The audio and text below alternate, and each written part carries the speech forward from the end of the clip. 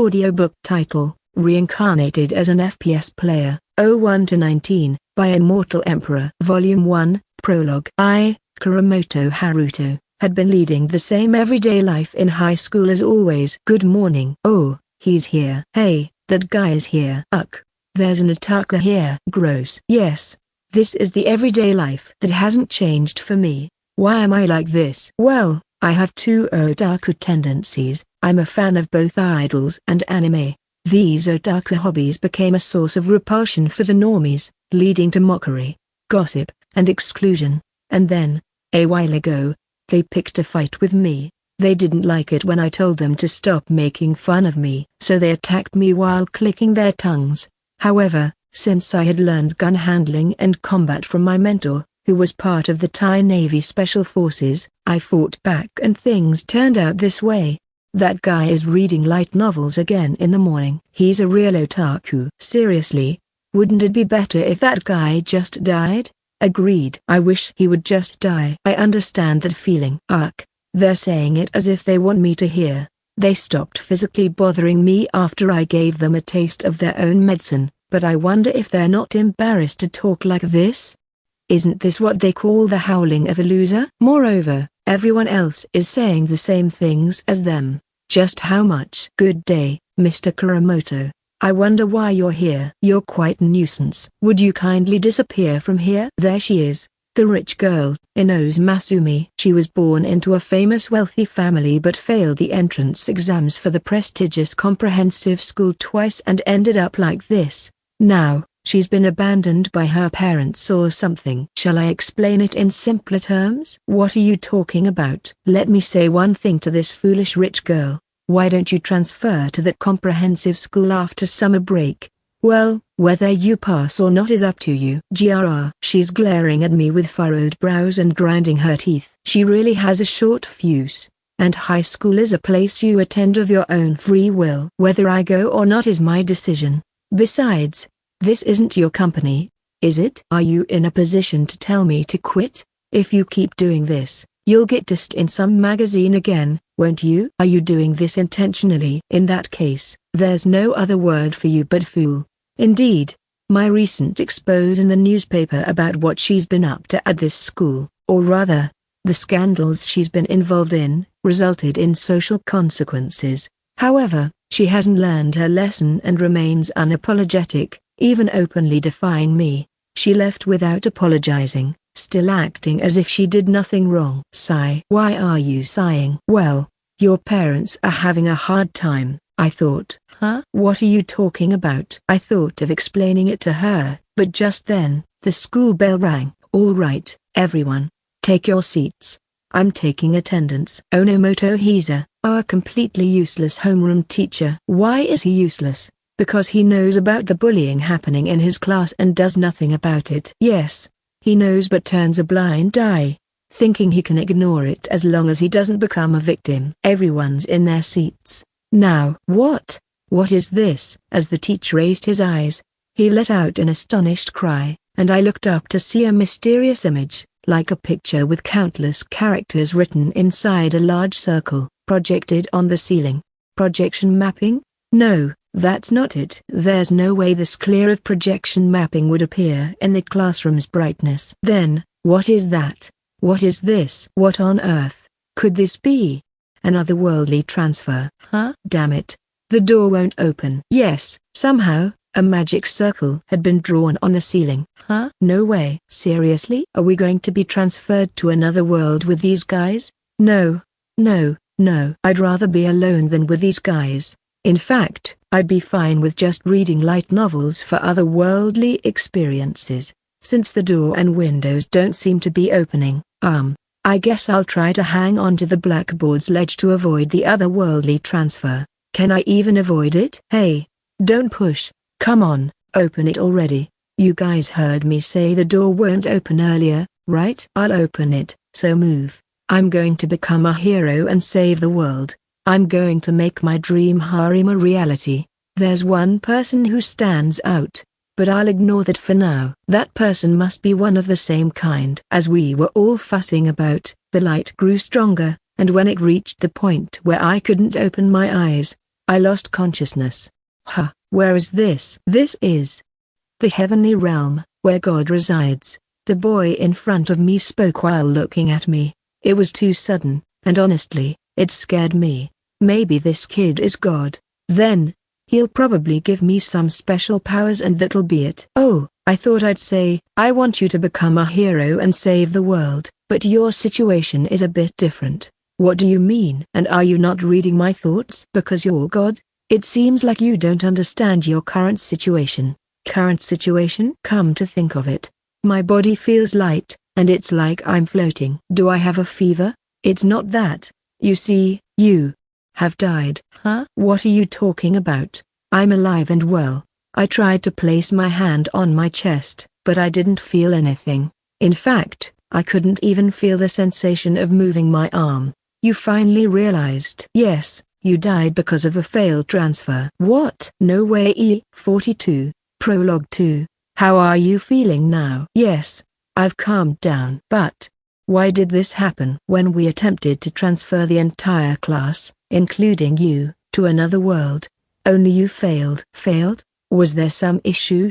The god covered his mouth, appearing on the verge of laughter, and began explaining. Ha. Well, you see, the reason was, it had to do with where you were standing. Your position happened to be right on the border of the magical circle's effective range. Furthermore, your clinging to the edge of the blackboard interfered with the transfer, while we anticipated students clinging to doors and desks.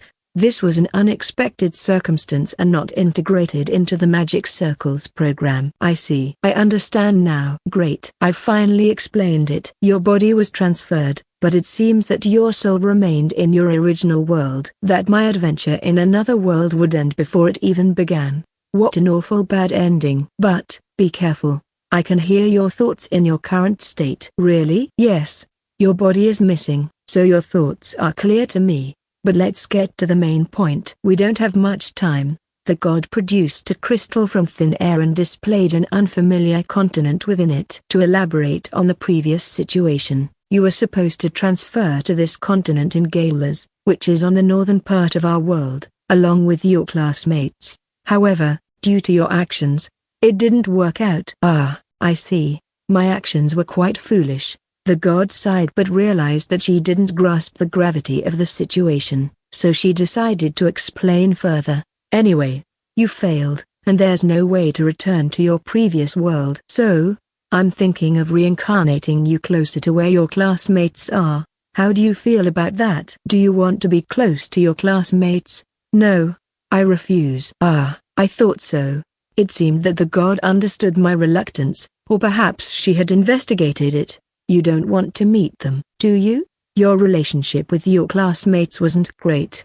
Indeed, as the god said, I didn't get along with my classmates. If anything, I'd prefer going to the depths of hell over being in the same world as them. Besides, I'm not into RPGs. I'm more of an FPS gamer. I understand your feelings. And, I have a personal request. While we have a hero, I still hope you can save this world. With a hero around, things should be fine, but I wondered if they were truly fit to be heroes. Is there a hero's destiny, or could it be that the others won't want to see me? I don't know for sure, but I believe so. All right, please do it. But, about the location, do I need to go where my classmates are? It's the same world, but the place of your reincarnation will be different. Traveling from where you'll be reincarnated to where your classmates are will take about 4 to 5 months. So it won't be easy to meet. Having my favorite guns and vehicles was appealing. Meeting my classmates, well, I doubted they would want to see me anyway. I was starting to feel excited about going to another world. Please reincarnate me as an FPS player, not an rebounds per game player. Very well, then. Let me explain a few things before the reincarnation begins. Okay, first, I'll prepare a body for you in the same shape as your previous one, along with your VMO data. Once everything is ready, I'll just need to incorporate your soul into the body. But there's one issue. An issue? Yes. You won't be able to use magic at all. And you won't be a hero. Magic won't work? Is it because there's no magic or heroes in that world like in the game? Exactly. but there are some advantages to it. Status effects from magic won't affect you. Paralysis, curses, no matter how powerful, won't work. But, be cautious, offensive magic can still harm you. I understand. I'll be careful. I'll explain the rest after your reincarnation. Now, are you ready? Yes. All right. Let the reincarnation begin. After the god's words, I started feeling drowsy. Just before losing consciousness, I heard her say, "Do your best." God's perspective. Phew. It's finally over. I was really nervous. I never expected the transfer to fail in such a way. I'll need to review the magic circle. Next time, I should make sure it can work even if someone clings to the blackboard. Lord Gaeler's.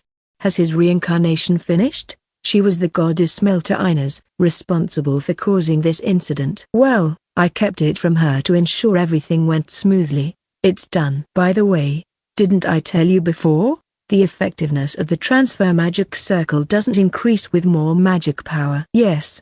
I'm sorry. While she appeared remorseful, she didn't seem to grasp the gravity of the situation, so I continued to explain. You see, in this case, well, he was on the brink of complete annihilation because he couldn't cross into the new world. If I hadn't noticed and intervened, the entire school building might have been teleported to an existing castle, or all of the students, including him, might have had their souls completely erased by his magic power. Her face turned pale. She realized the gravity of the mistake she was about to commit. From now on, please be more careful. Now, back to work. Yes, I understand. She returned to her workspace with a dejected look. This time, things ended relatively smoothly. I remember another incident when another goddess mistakenly caused the death of someone. She demanded abilities on par with ours, full access to all skills, and a vast sum of money in the new world. Well, she passed away long ago, and she ended her second life rather uneventfully. He seemed interesting. He was so absorbed in his thoughts that he forgot they were transparent. Well, it's about time he arrived. Wait. What's this? Something was strange. Why did this happen? Oh, could he be mad at me? At that moment, the god realized her own mistake. But it was too late to turn back now. 43, Chapter 1. Side of Haruto Kuramoto. Where am I? Oh, right. I remember now. I was reincarnated by a god. And I was sleeping against this tree, wasn't I? As I sat up, I looked around. There was a vast grassy plain, mountains in the distance, and the air was incredibly clear, soothing my mood more than anything. Wow, so this is another world? I'm actually looking forward to this. Huh? Wait, my voice sounded strange. Wasn't my voice deeper than this? It felt like I had heard this voice somewhere before. I put my hand on my throat and attempted to speak again. Huh? It was definitely strange. I couldn't have suddenly developed a high-pitched voice like this, and wow, what lovely hands. Wait a minute. When I lowered my gaze, there were ample breasts in front of me. Moreover, the hair reflected in my eyes was not black but straight and white. I ran my hand through my hair, confirming that it reached down to my waist. It was silky smooth and felt great. And finally, I placed my hand between my legs to check, and as I expected, the male anatomy that should have been there was missing. It's gone. No. This appearance, it's the avatar from that FPS game I used to play, right? Why do I look like this? Amidst my turmoil, a screen suddenly appeared in front of me. It was one of the convenient features from that game. A video chat. Hey there, Haruto Kuramoto. It seems like you've successfully reincarnated. Do you feel any discomfort or anything unusual? Ahaha. I gave the god a stern look. Do you have anything else to say? The god cast her eyes around and then looked straight at me with a remorseful expression. I'm sorry. I made a mistake. Explain how this happened. The god, seemingly embarrassed, began her explanation. Well, you see, I opted for the quickest method, but I made a mistake in the end. The quickest method? Yes. I copied all the settings and data from the FPS game you were playing and created a body based on that. Then, I planned to incorporate your abilities and game data into the body. It's basically a replication technique. However, I accidentally put you into the avatar you were using in the game. I looked at the body lying behind the god. It was supposed to be the one where my soul was supposed to be. Huh? Wouldn't it have been quicker to just put the data into that body? Well, you see, that would have taken more time. To put it simply, it would require a lot of rewriting for bug fixes, which I didn't want to deal with. The method I described earlier allows us to maintain the original model, making it easier to identify and fix any bugs. I did a thorough job on the fixes, so you don't need to worry about that. Also, I don't know if you've noticed by now, but your soul is compatible with this body. So redoing it won't work. I'm sorry. So, there was no turning back, huh? Well, it couldn't be helped. Come to think of it, this might be more convenient. Oh? What do you mean? When we transferred, the entire class was teleported, right? Yes, that's right. What's the matter? If they find out one person is missing, they'll come looking for you. Exactly. If the authorities discover that one person is missing, they'll launch a massive search and rescue operation. Since it's the government we're talking about, they might even turn the whole place upside down to find me. Right, in this form, nobody would suspect me of being Haruto Kuramoto. I'll live as Arena, the FPS player. I see. Okay, I understand. Let's continue with the explanation. There are some differences from the game you used to play. According to the god's explanation, the basics were the same as the game I used to play. I could see a circular radar in the upper left corner of my vision, while the lower right displayed my HP, main weapon ammo, secondary weapon ammo, grenade count, healing items, and revival items on a translucent screen. When I wanted to access the menu, I just had to think about it, and it would appear, just like in the game. Other than the store you mentioned, everything seems similar to the game. There are a few other changes. The log out button and some environmental settings are gone. And I added your world's everyday clothes to the store, expanded the food selection, and included daily necessities. I also expanded your item storage. I didn't tamper with the items inside, but feel free to check if anything is missing. Got it. I opened the menu, checked the storage, custom part boxes for weapons and vehicles, and the costume storage. Looks good. The increase in storage capacity from 200 to 500 is much appreciated. Great. Now, let me explain about your body. Your body isn't based on rebounds per game settings, but on FPS game settings, as I mentioned earlier. Yes, I've enhanced various aspects of your body, including your physical abilities. Also, as long as you're alive, your body will heal from any injuries. Even if something is amputated, it will grow back over time. Enhanced physical abilities and regeneration. That sounds like something out of a sci-fi movie. But, in FPS games, do bodies ever get amputated? No, they don't. Even with realistic blood effects, losing limbs is unheard of. And one more thing. The most significant feature of your body is that you won't experience any of the typical issues that women do. Huh? What are you talking about? It seems you don't understand. To put it simply, you won't age even as the years pass. No matter how much you eat, you won't gain weight, you won't have to deal with heavy days. In short, you won't have any of the common female troubles. If I were to mention this to a woman, I'd definitely make an enemy for life. Do you know what they said when I told the goddesses about it? Some were jealous and said things like I'm so envious or guilty. Others declared, that person has made an enemy out of me. I will annihilate them. Thanks to this god, I might have made enemies out of goddesses. Could you please not do anything unnecessary? Next, let's talk about weapons and equipment. Only you can use your weapons and vehicles. The god continued to explain casually. I wanted to protest, but I needed to listen to the explanation first. Even if someone else tries to take your weapons, it's okay. The moment someone other than you tries to take your weapon, it will disappear and return to your weapon storage. For vehicles, even if someone tries to start the engine, it won't work. Oh, that's convenient. My very own equipment. Furthermore, I've made it so you can handle all kinds of vehicles like a pro. Feel free to use them. I should use them sparingly to avoid drawing attention to myself. Healing potions and revival items are equivalent to legendary items in this world, so use them wisely. Understood? In the game, you could get these items anytime, anywhere, but in reality, items with the ability to resurrect would be considered legendary.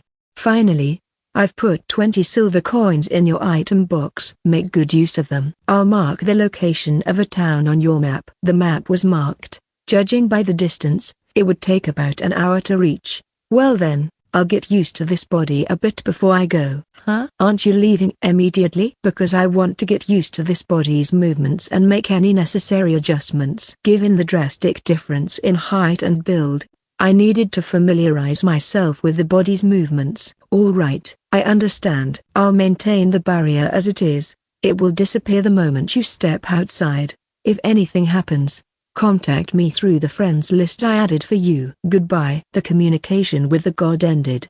Now then, I should move around and get used to this body a bit.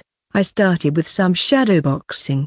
I performed some light warm-up exercises in place and then began shadowboxing. 46, Chapter 2. Phew, that should do it. After about 30 minutes of exercise to get used to my new body, I couldn't help but feel the difference. My height had shrunk from 175 centimeters to around 159 centimeters, estimated, and it was throwing off my sense of proportion. But no matter how much I moved, I didn't feel hindered by these strangely ample breasts. Could it be thanks to the gods' doing? I decided it was time to prepare for departure. Opening the menu, I changed into a PMC-style outfit, swapping my current black t-shirt and jeans for combat boots, knee pads, and a headset. I also strapped on a chest rig and donned 5.11 tactical gloves, making sure everything fit just right. Finally, I attached a CQC holster to my belt. Yeah, looking good. Next up were the weapons. For my main weapon, I chose my beloved Ace 32 chambered in 7.62 x 39mm, with a custom EOTech XPS 3 sight and a 35-round magazine. As my secondary, I equipped the Jericho 941 PSL chambered in 9 x 19mm, along with a full tank karambit knife. Getting kind of pumped, I stashed the loaded magazines in my pouches and double-checked my gear. All right, preparations complete, let's go. With dreams and hopes in my heart, I set off towards the city. I had a few skirmishes with monsters on the way from the small hill where I first arrived to the road. These monsters seemed to be of lower level, as they were easily dispatched with a single shot from my Galil or 1 to 2 shots from my Jericho. I asked the god what to do with the defeated monsters. Just put them in your item box, and later, you can have the guild break them down for you. Oh, and when you register with the guild, make sure to choose the comprehensive guild, not the adventurers guild.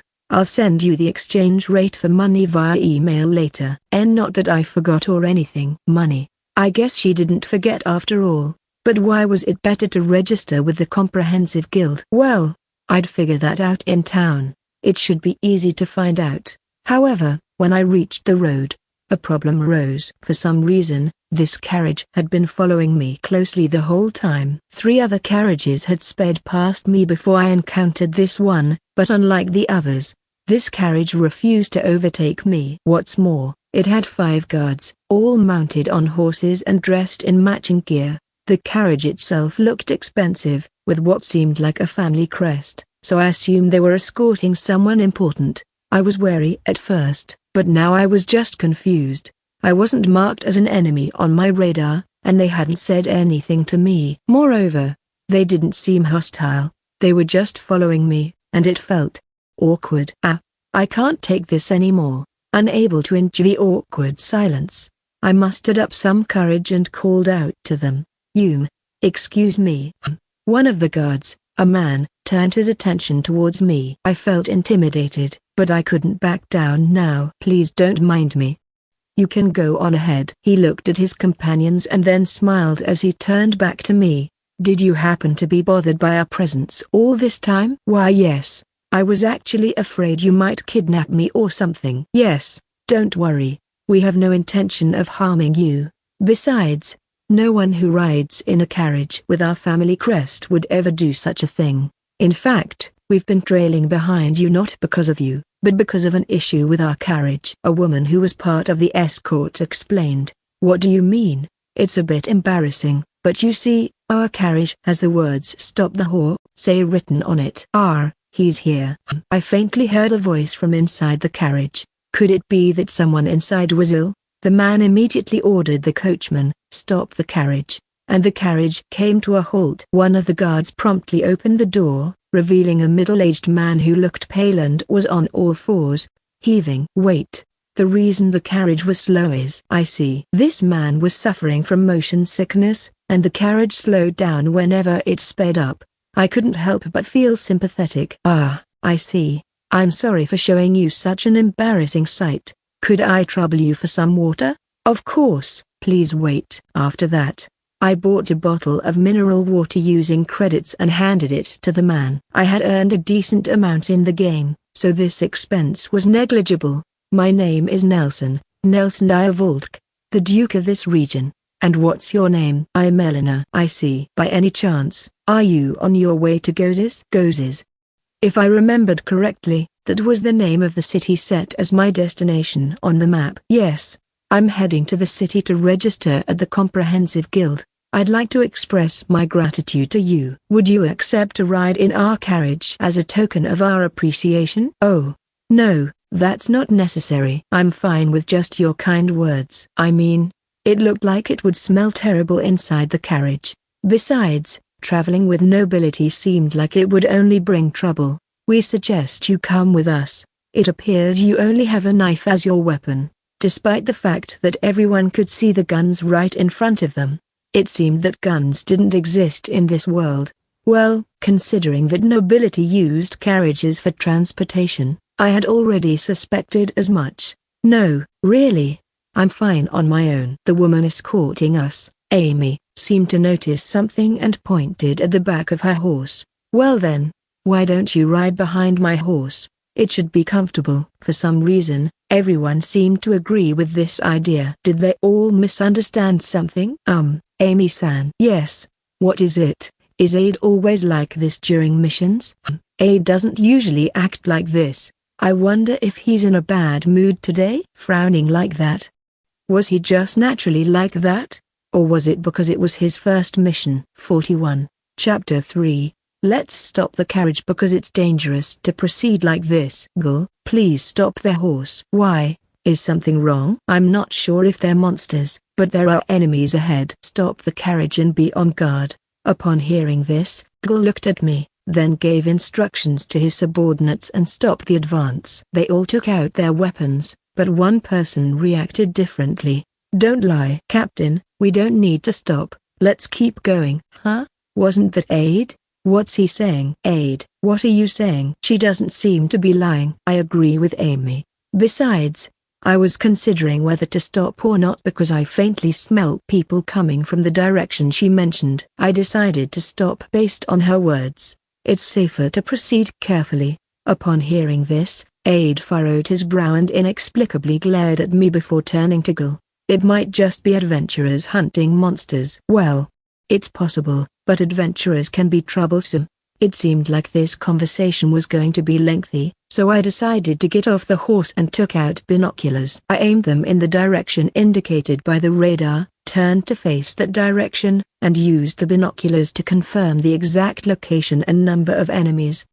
This is strange. There are 5 of them over there, but they're all hiding behind trees and in the grass, watching us. It's as if they're targeting us. I turned to the side and moved my lips, indicating that they were having a discussion. "So, these 5 are allies." "Wait, did one of them just turn around?" "Could there be more allies behind them?"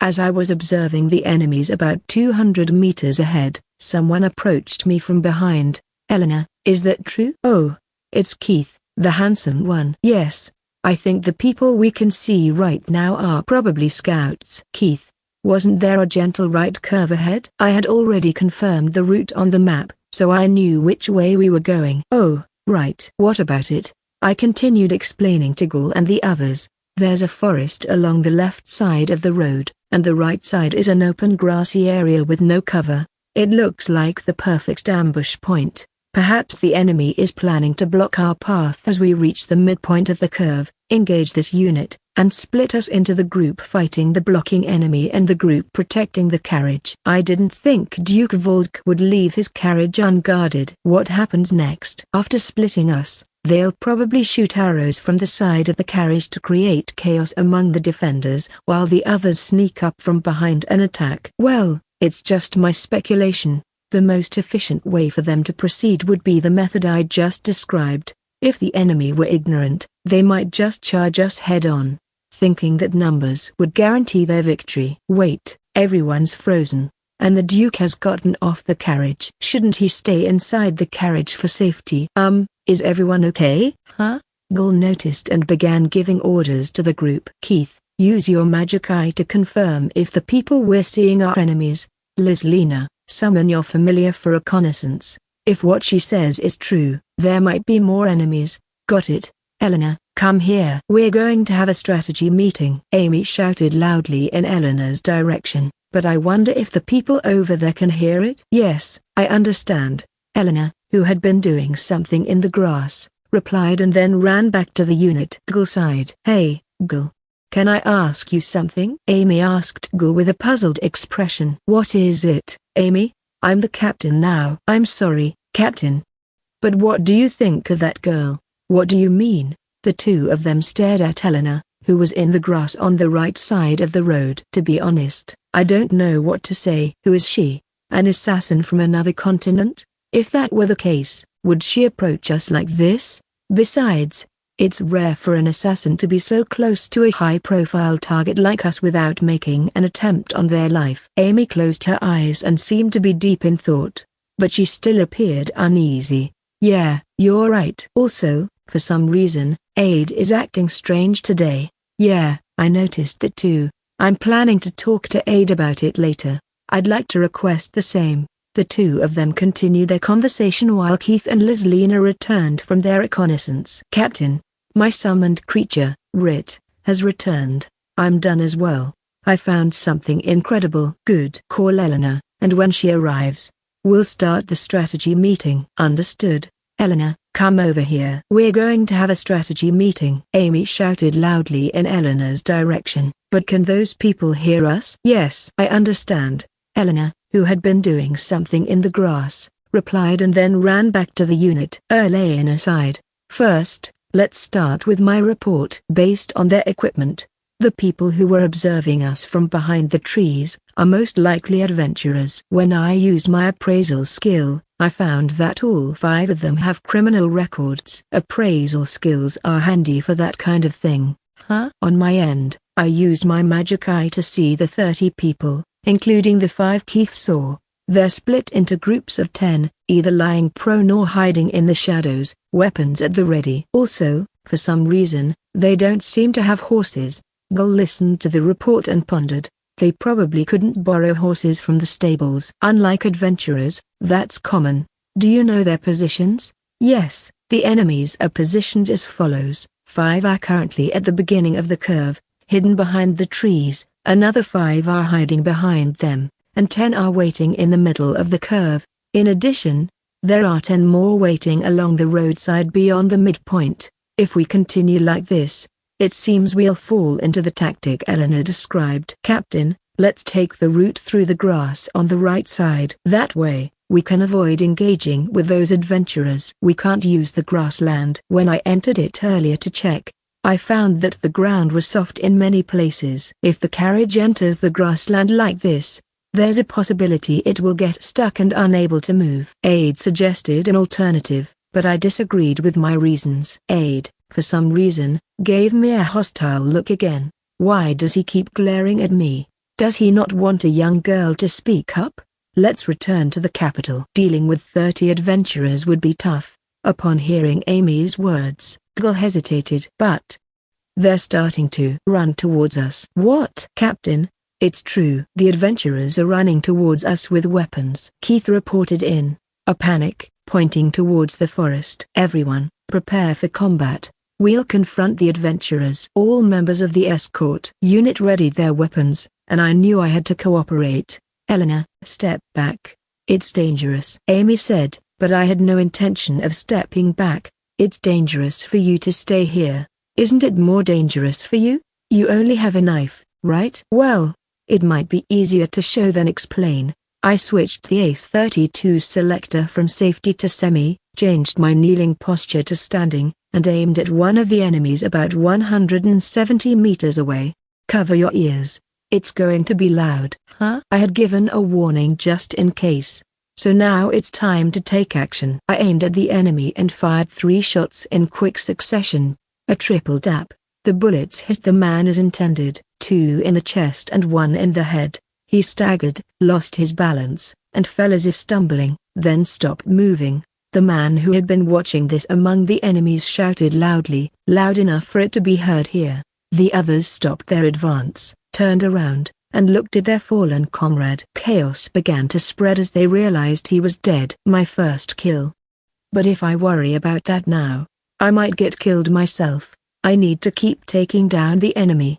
They're completely exposed. The enemies who had been standing still were now my targets. I aimed at the first one, fired 3 shots, and when he fell, I fired 2 more into his chest. He stopped moving, but this way, I wouldn't finish them off before they reached me. I had no choice. After taking down the 4th enemy, I changed my objective from killing enemies to stopping their movement. I changed my aiming method, targeting enemies from the rightmost to the leftmost as if drawing points, and fired in bursts when the crosshairs lined up.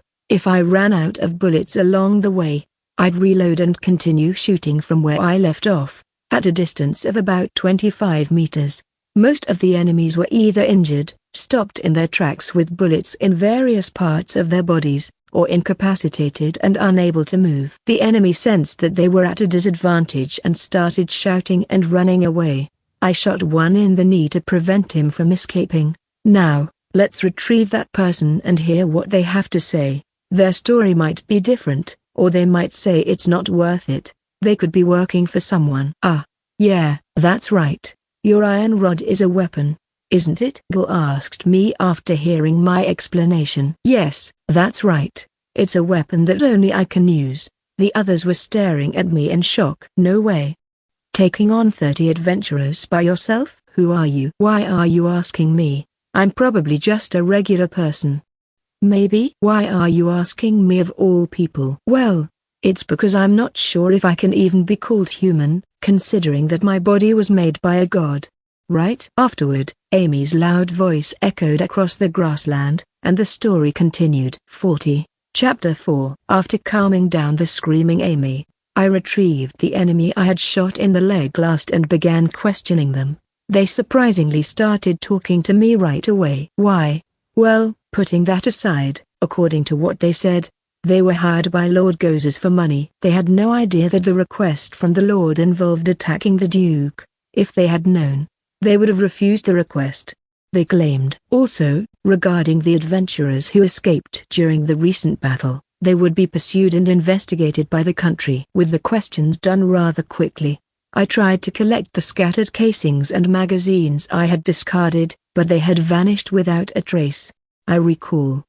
In that game, casings and used magazines would disappear from the ground if left unattended for about 5 seconds. I think that mechanism is at work here. Well, it's sort of convenient. Afterward, Aid, Keith, and Amy went ahead to scout and confirm safety. Bill and Lislina started treating the survivors to some extent before binding them with ropes and putting them to sleep with magic. The deceased ones were gathered and burned. To be honest, it's pretty gruesome, so I don't want to watch too closely. Gul, why are you burning the bodies? Huh? Don't you know why we're doing this?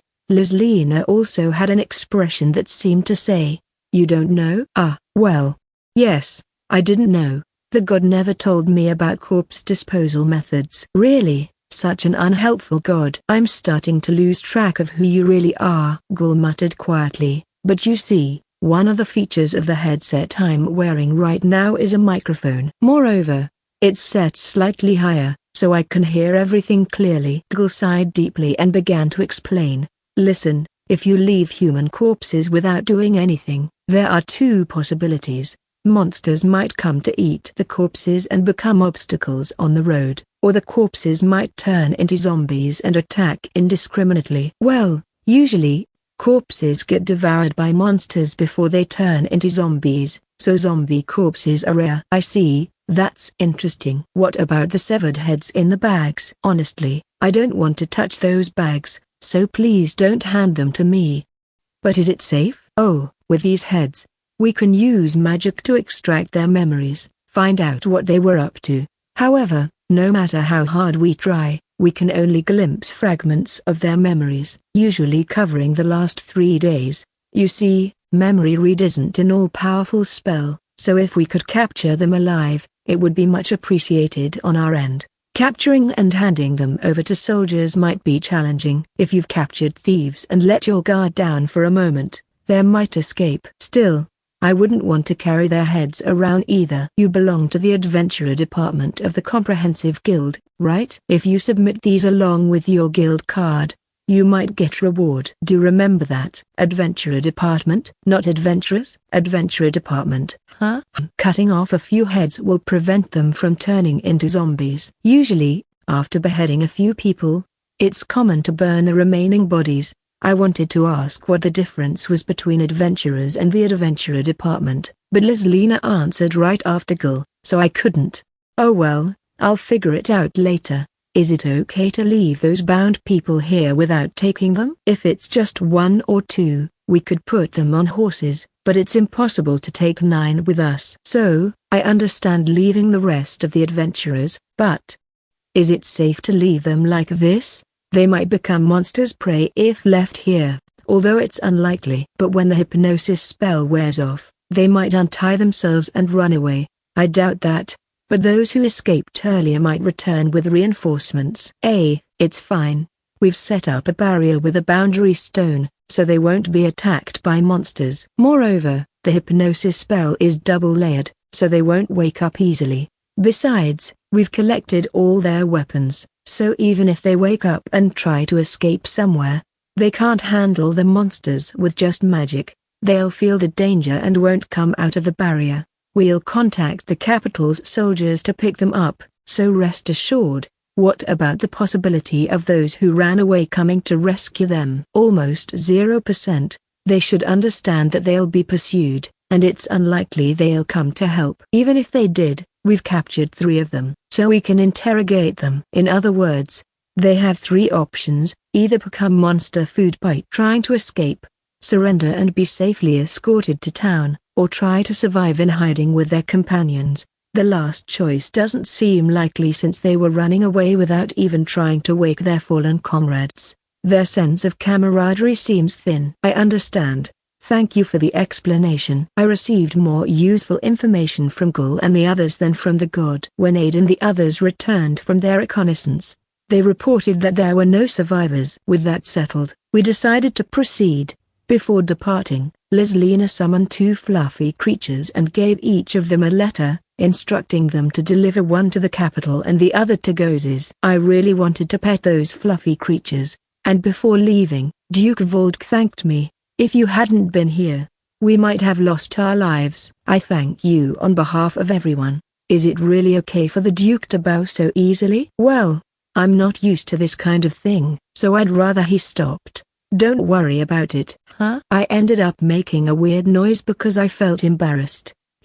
Well, it seems there's something unexpectedly cute about you, Amy said softly, but I didn't have time to care. I was feeling so embarrassed. While we were chatting, we arrived at Gozes Gate. As soon as we did, the gatekeepers lined up to welcome us. Everyone. Nelson Deervolk, Duke of Gozes, is here. Everyone, salute, one of the gatekeepers said, and all the gatekeepers placed their left hand on their chests, stretched out their right hands straight, and made a strange gesture in front of their left hands. That must be a salute. Everyone, you can relax. With those words, the gatekeepers stopped saluting and stood straight. Who's in charge of the gatekeepers here? I am, sir. The person in the center stepped forward and responded. Have you read the messenger? Yes, sir. We've reread it and acted immediately. We are currently conducting a forced investigation of the Adventurers Guild, Divta, who we believe was involved in this case. A forced investigation exists in this world, too. I see. As soon as the investigation is complete today, we will report it through the night order. The Duke nodded approvingly. Understood. I await your report. Everyone, return to your posts. With one word, the gatekeepers lined up again and performed another salute, after which they scattered like birds. As I passed through the gate, I thought to myself, oh right, I forgot to ask if the letters we sent out would actually reach their destinations. I hope they do. Just in case. 39. Chapter 5. After riding Amy's horse, I became curious about various things, so I decided to ask Gulsan. Gulsan, what's up? Why are you and your group going to the Comprehensive Guild? Huh? Didn't we discuss our purpose? Well, no, I don't think we did. Fortunately, Lena remembered. Oh, right. We didn't discuss it. Our purpose is to inspect the branch of the Comprehensive Guild. Inspection? Wait a minute. That sounds suspicious. If it's just an inspection, couldn't your subordinates handle it? The moment Gulsan heard my words, he furrowed his eyebrows. This time, it became a situation where the Duke must be present. Huh? What do you mean? It seems the local nobles have been causing trouble for the Comprehensive Guild, and there's a possibility of corruption within the guild itself. So, the chairman of the Comprehensive Guild came out to investigate. Excuse me, Amy-san, what do you mean? The chairman of the Comprehensive Guild? Could it be? Duke Bardk is not only the chairman of the Comprehensive Guild on this continent but also the chairman of the Comprehensive Guild for the entire relevant continent. Elena, didn't you know? There's no way I could have known that on my first day of reincarnation. Besides, isn't the chairman of the Comprehensive Guild quite an important person? I was left speechless by Lena's explanation. All right. We've arrived. Huh? Oh my, it's the Comprehensive Guild. It's pretty noisy inside. Did something happen? Is it a fight? No, that doesn't make sense. The voices I can hear leaking out sound more like a tense situation. Could it be? I felt a shiver down my spine, so I turned around hastily, and Gulsan and the others had transformed into completely different people. Duke Bardk. Gulsan signaled something to the Duke with his eyes. Well, Elena-san, would you mind lending me your strength? Huh, really? More trouble? Gender change due to reincarnation. Then almost being put into the Duke's suspicious carriage. How many times is it today? If it's okay with me, I'll help. I said that, but I really wanted to refuse. Thank you. Now, let's go. For now, I stashed Ace 32, my main weapon, in the armory. As I didn't want to accidentally hit any civilians, I drew Jericho 941 PSL from its holster as I followed Duke Bardk. While following Duke Bardk, I quickly prepared myself. As we entered the Comprehensive Guild, the sounds of shouting and screaming were much clearer than when we were outside. What I witnessed, there was a flashy man in expensive-looking clothes kicking a man who seemed to be a guild employee and yelling at the counter. Do you idiots understand? If you don't listen to what I say, you'll end up like him. Do you even realize what you're doing? Just because you're the lord of this town doesn't mean you can commit such crimes. We're issuing an arrest warrant. The guild employee at the counter protested, but the flashy man, with a despicable smile, showed a bloody knife to the employee and started saying crazy things. What's this? You commoners dare speak to me, the lord, like this? Are you listening? If you don't listen to me, you'll meet the same fate. You're no longer a lord. It's no longer acceptable, no matter how much you rule this town. We're issuing an arrest warrant. The guild employee continued to protest, but the flashy man, who finally turned towards us, still had his knife pointed at the guild employee. Why can you decide that? Isn't it the duty of the nobility to judge criminals? Duke Bardk, with an angry expression, said that he had passed his limit and looked astonished. Do you even know what you're saying? Are you an idiot? I'm the lord of this town. That means I am the law. Therefore, you are all sentenced to death for defying me. Guildmaster, you and that damn clerk. Finally turning towards us, the flashy man froze like he had ice water poured on his head when his knife, which he had been pointing at us, flew somewhere.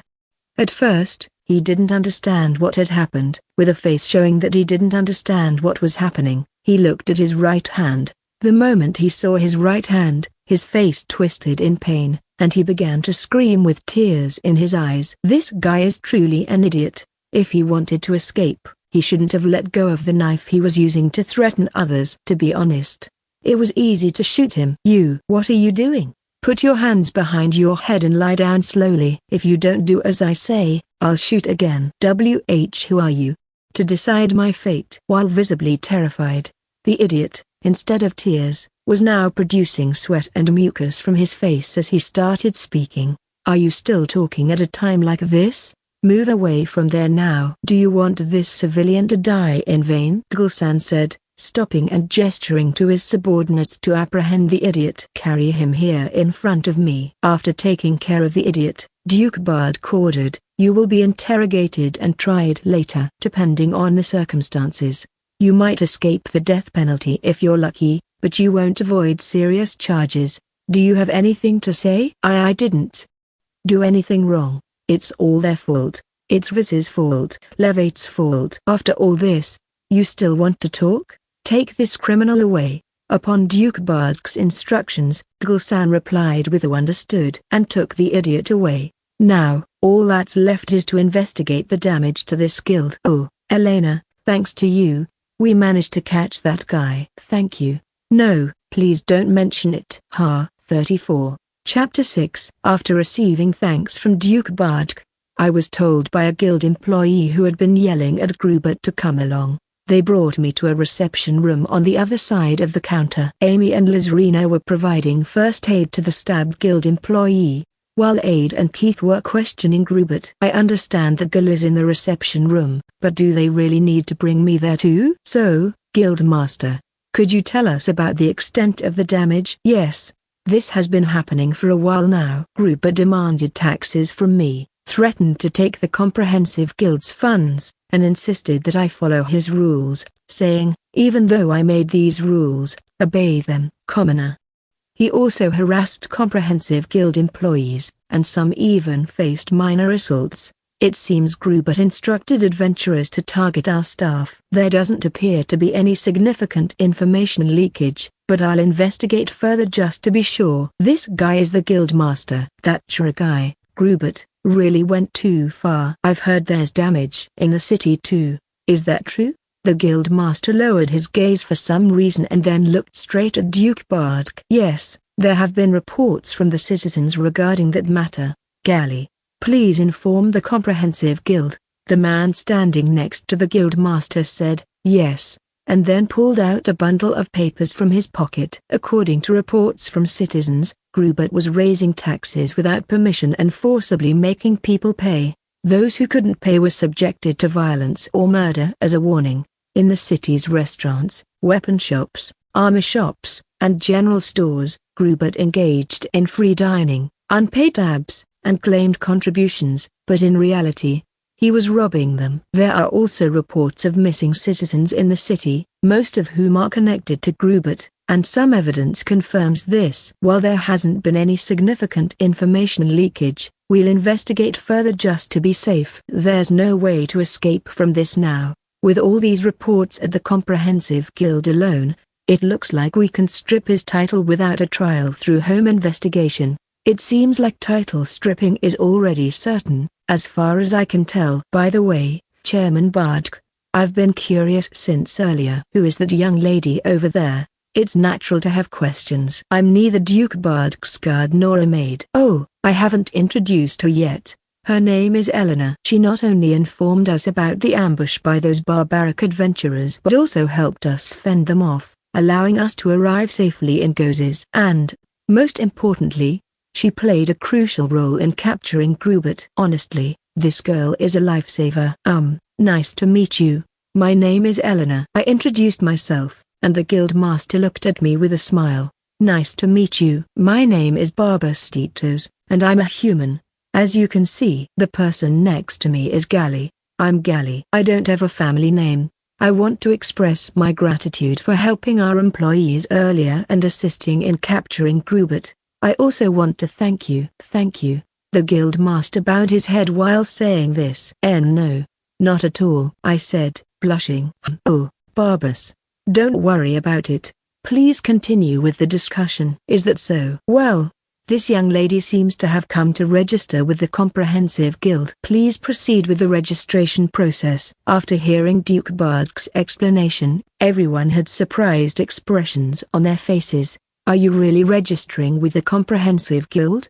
Can you do that with these stats? Well, I'm not really sure if my stats are good or not. But, yeah, I guess they're normal. I mean, there's no way you can represent an FPS player's stats within rebounds per game stat display. So, this display isn't incorrect. No way. This is far from normal. I can't believe it. Huh? Deja vu. I feel like I've seen this scene before. Is there a problem with my stats? Everyone in the room, except me, froze in place. Eleanor, how do you feel about your displayed stats? In the midst of this, Duke Bard asked me, touching my chin while I thought about my displayed stats. Well, I don't know if they're normal or not, but, yeah, if I think about it, they seem pretty normal. Because when I was Haruto Kuramoto, I was 17, so I assumed I inherited the same age. Are these stats real? Amy, you know that the true crystal doesn't display fake stats, right? Do you think she could fake this? Well, yeah, if she were faking it, she'd probably make her stats look better. But, seriously, are you really 15? And with that chest, you still have room to grow. While Amy said that, she had an expression of disbelief. However, these stats are abnormal. Magic power at 0, no skills, and an unknown class. Is there a problem? Is there something wrong with my stats? I was thoroughly explained about the abnormality of my stats after that. 34. Chapter 7. Let's create your guild card for now. Finally, I was freed from the lecture that could only be described as preaching. While I was exhausted and slouched, Gally took out a blank card. Please let a drop of your blood fall here. I took out my karambit knife and lightly cut my right thumb, letting a drop fall onto the card. The card emitted a glow and then transformed into a card with engraved letters. Eleanor-chan, let me heal your finger. Please extend your hand. Eleanor-san, it's okay. It'll heal on its own. No way. You're a girl, so you have to take care of your body. Come on, give me your hand. Eleanor's tone had changed, likely because she found out we were the same age. She had returned to her usual way of speaking and lost her stern expression, now wearing a gentle one. Your way of speaking has changed from earlier. Eleanor-san, I do it to create a clear distinction between work and normal conversations. Anyway, give me your hand. Eleanor took my right hand and examined my thumb. Huh? The wound is gone. Did you heal it yourself? Eleanor looked puzzled as she examined my right thumb, which I had cut with the karambit. No, it's not that. I heal quickly, so for minor wounds like this, you don't need to worry. Eleanor-chan's body is quite mysterious. By the way, your hands are so beautiful, I'm jealous. Eleanor gazed at my hands enviously. I wonder if many girls are concerned about things like beauty and skin condition. Staring at me like this? Cough. Can we proceed with the explanation? Of course. Oops, I forgot. I was in the middle of joining the Comprehensive Guild. This is your Comprehensive Guild card. It also serves as your identification, and any crimes you commit will be recorded on the card. Additionally, if you lose your card, there is a fee for reissuing it, so be careful not to lose it. Understand? Yes, I understand. Now, please take this. I received the card from Gally. Next, let me explain the adventurer class you belong to. Adventurer classes have ranks based on an individual's skill level, and your card will have it listed. I see. It's quite standard. The ranks are from lowest to highest, E, D, C, B, A, and S, with E being the starting rank for all Comprehensive Guild members. So your rank will also start at E. To raise your rank, you'll need to accept quests at the reception desk, complete tasks like defeating monsters or gathering items, and accumulate quest points. Once you've gathered a certain number of points, you'll be eligible to take a rank up quest, and if you pass it, you'll be able to rank up. However, be aware that you won't earn points just by following others on quests without contributing. For example, if you don't engage in combat with monsters and only deliver finishing blows, you won't earn points. So, be cautious. Furthermore, Whether you can take a rank up quest or not will be notified to you by us. I see. You can't climb the ranks just by riding on others' accomplishments. Also, you can only accept quests that match your rank. E-rank adventurers can only take E-rank quests, and so on. However, there are exceptions, but I can't discuss those until you reach C rank, so I won't mention them now. When you want to take a rank up quest beyond rank C, you'll need to meet the quest point requirements and complete mandatory quests to be eligible. Do you have any questions so far? Yes, I do. I need to ask this before anything else.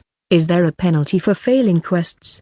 I was about to explain that next. Oh, no. Did I do something wrong? If you fail a quest, there will indeed be penalties. For hunting and gathering quests, it's a deduction of quest points. For escort and transport quests, aside from quest point deductions, there might be cases where you have to pay a penalty fee. Additionally, if you continuously fail quests, your rank might be downgraded, so please be careful. I see, there's a penalty fee sometimes. I should be cautious. May I ask a question? Of course. If a quest fails due to issues with the client during escort or transport quests, and they say it's your fault, demanding a penalty fee, do you have to pay it? You don't need to worry about that. In case of issues, we generally mediate to determine whether you should pay a penalty fee.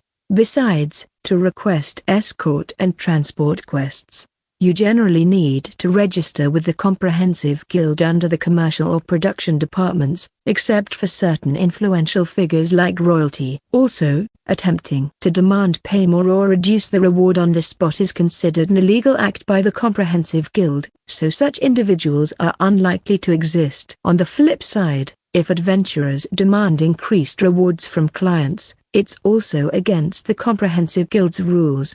You should already know this, but committing crimes for monetary gain, including killing clients, is a serious offense, so absolutely refrain from it. Okay, if there are such rules in place, I don't need to worry. Finally, the higher your rank, the higher paying quests you can undertake, but they also come with higher risks, so I recommend forming parties. Parties, huh? Well, I can think about that later. That concludes the basic information. If you have any questions, feel free to ask at the counter. Thank you very much. No, thank you. With that, my guild registration was complete. Afterward, the guild master instructed the guild employees to bring Grubert here for questioning. In the meantime, everyone was waiting and chatting while expecting Grubert to arrive. But suddenly, the door was forcefully pushed open, shattering the friendly atmosphere. Captain Gill. What are you doing, Keith? We're in the presence of the Duke. Despite Gill's angry tone, Keith seemed flustered and out of breath. Something must have happened. This is no time for that. Gill furrowed his brow and looked at Keith. Is something wrong? I'll explain later. Please come with me and stop paid. What? Stop paid? What does that mean? I was puzzled as I made my way to the scene, only to find Aid outside, landing punches on Grubert, who was restrained. You scum. I knew it. Grubert's face was swollen and several teeth were missing, likely from Aid repeatedly hitting him. Despite his battered state, Grubert weakly started speaking while gazing at Aid. Yeah, it's true. After dealing with you, I was going to take a family hostage. I'll kill your family if you don't follow the orders of Levi's. Please spare me. Grubert, with tears, snot, and blood smeared on his face, pleaded with Aid, but Aid's anger showed no signs of subsiding as he clenched his fist.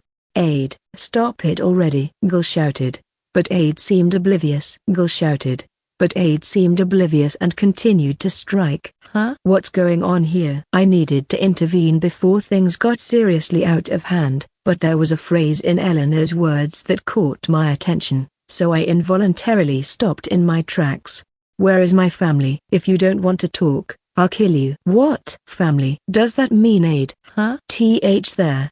In their basement, there's a hidden door. In the study.